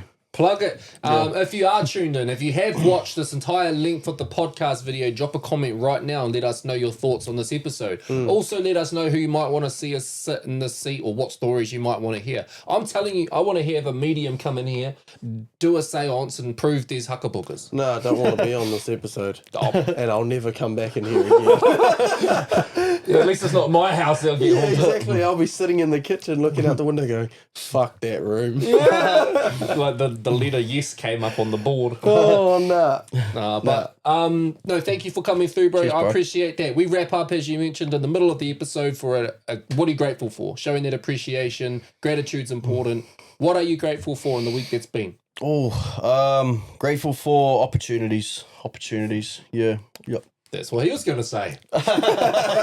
It's like an every week occurrence for him. Cuzzy Trev. Hold on, my camera turned off. Not my camera. Shit. Damn, sorry. What I'm grateful for is actually my friends because I just reconnected with them. We haven't talked for a while, and I just reconnected with them and realized how cool it is to have friends. Massive. Yeah. It is pretty cool. Friends. Nice. Oh, if you Nice. look back to what you said, bro, I said, what's your outlet? What are you doing? I've got friends and I talk to them. It's a big thing, bro. That's what we try to do with this podcast. Yeah. Break Yeah. the stigma around just sitting down and talking to someone. Yeah. Met today, bro. Like, thank you for sitting down, being so open and honest, telling some shit that you've never said before, admitting, your truths or whatever, going into detail for some of the hardest days of your life, some of the scariest moments of your life. And that's just opening that door for conversation, you know, it's breaking the stigma around just talking openly. Yeah. People can do this in your own sheds, with your own circles, with your own friends, with you. Find people's backstories, talk to them, get to know them better, ask questions, be real, you know? What are you grateful for, brother E? I'm grateful for my wife. Every week. Not That's my every sister. week.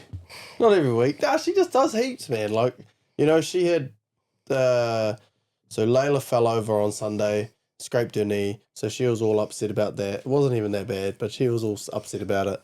And then Ivy had a day off school, so she had all 3 kids home by herself on the Monday, and then I thought she'd be knackered today, but she managed to get some painting done around the house, and the house was clean, dinner was ready when I got home, like everything was mint. So I just love her effort, and that's the reason why I want her to be able to do the things she wants to do, stay home, and she wants to raise our kids, and then I want to be able to give that for her. Or And give come that home to her. the clean house. Well, you know what? Like she does a good job. So yeah, I'm grateful. Massive. I'm grateful for my wife. That's my grateful for this time around. You stole my grateful. No. He I better stole say his. I'm grateful for my fiancée because fuck, she'll probably get. You didn't say me. She was a part of the opportunities. Yeah, exactly. Yeah. She fits into that category. So yeah. But for my wife, again, the single's up on the wall. The poster's right there. Let Me Love You, that comes out March 20th. That is a song releasing on the date of our 3rd year wedding anniversary. We've been together for 6 years. And we had a good chat last week about the direction of what we're doing is going, and the mahi that we're doing around the home, and what our next step is, and plans in life. And I feel like she's on board, and I think she's kind of taken a lot of what we said on board, and yeah, she's just really putting in effort, and I appreciate that. So I'm grateful for you. Shout out to you, wifey. But yeah, no, that's us. If you're tuned in this long, let us know. We need to see those comments. Who's tuned in? What do you want to see in the future? What did you like about this episode? What's your favorite episode? Get in those comment section and talk to us, and we'll try to respond.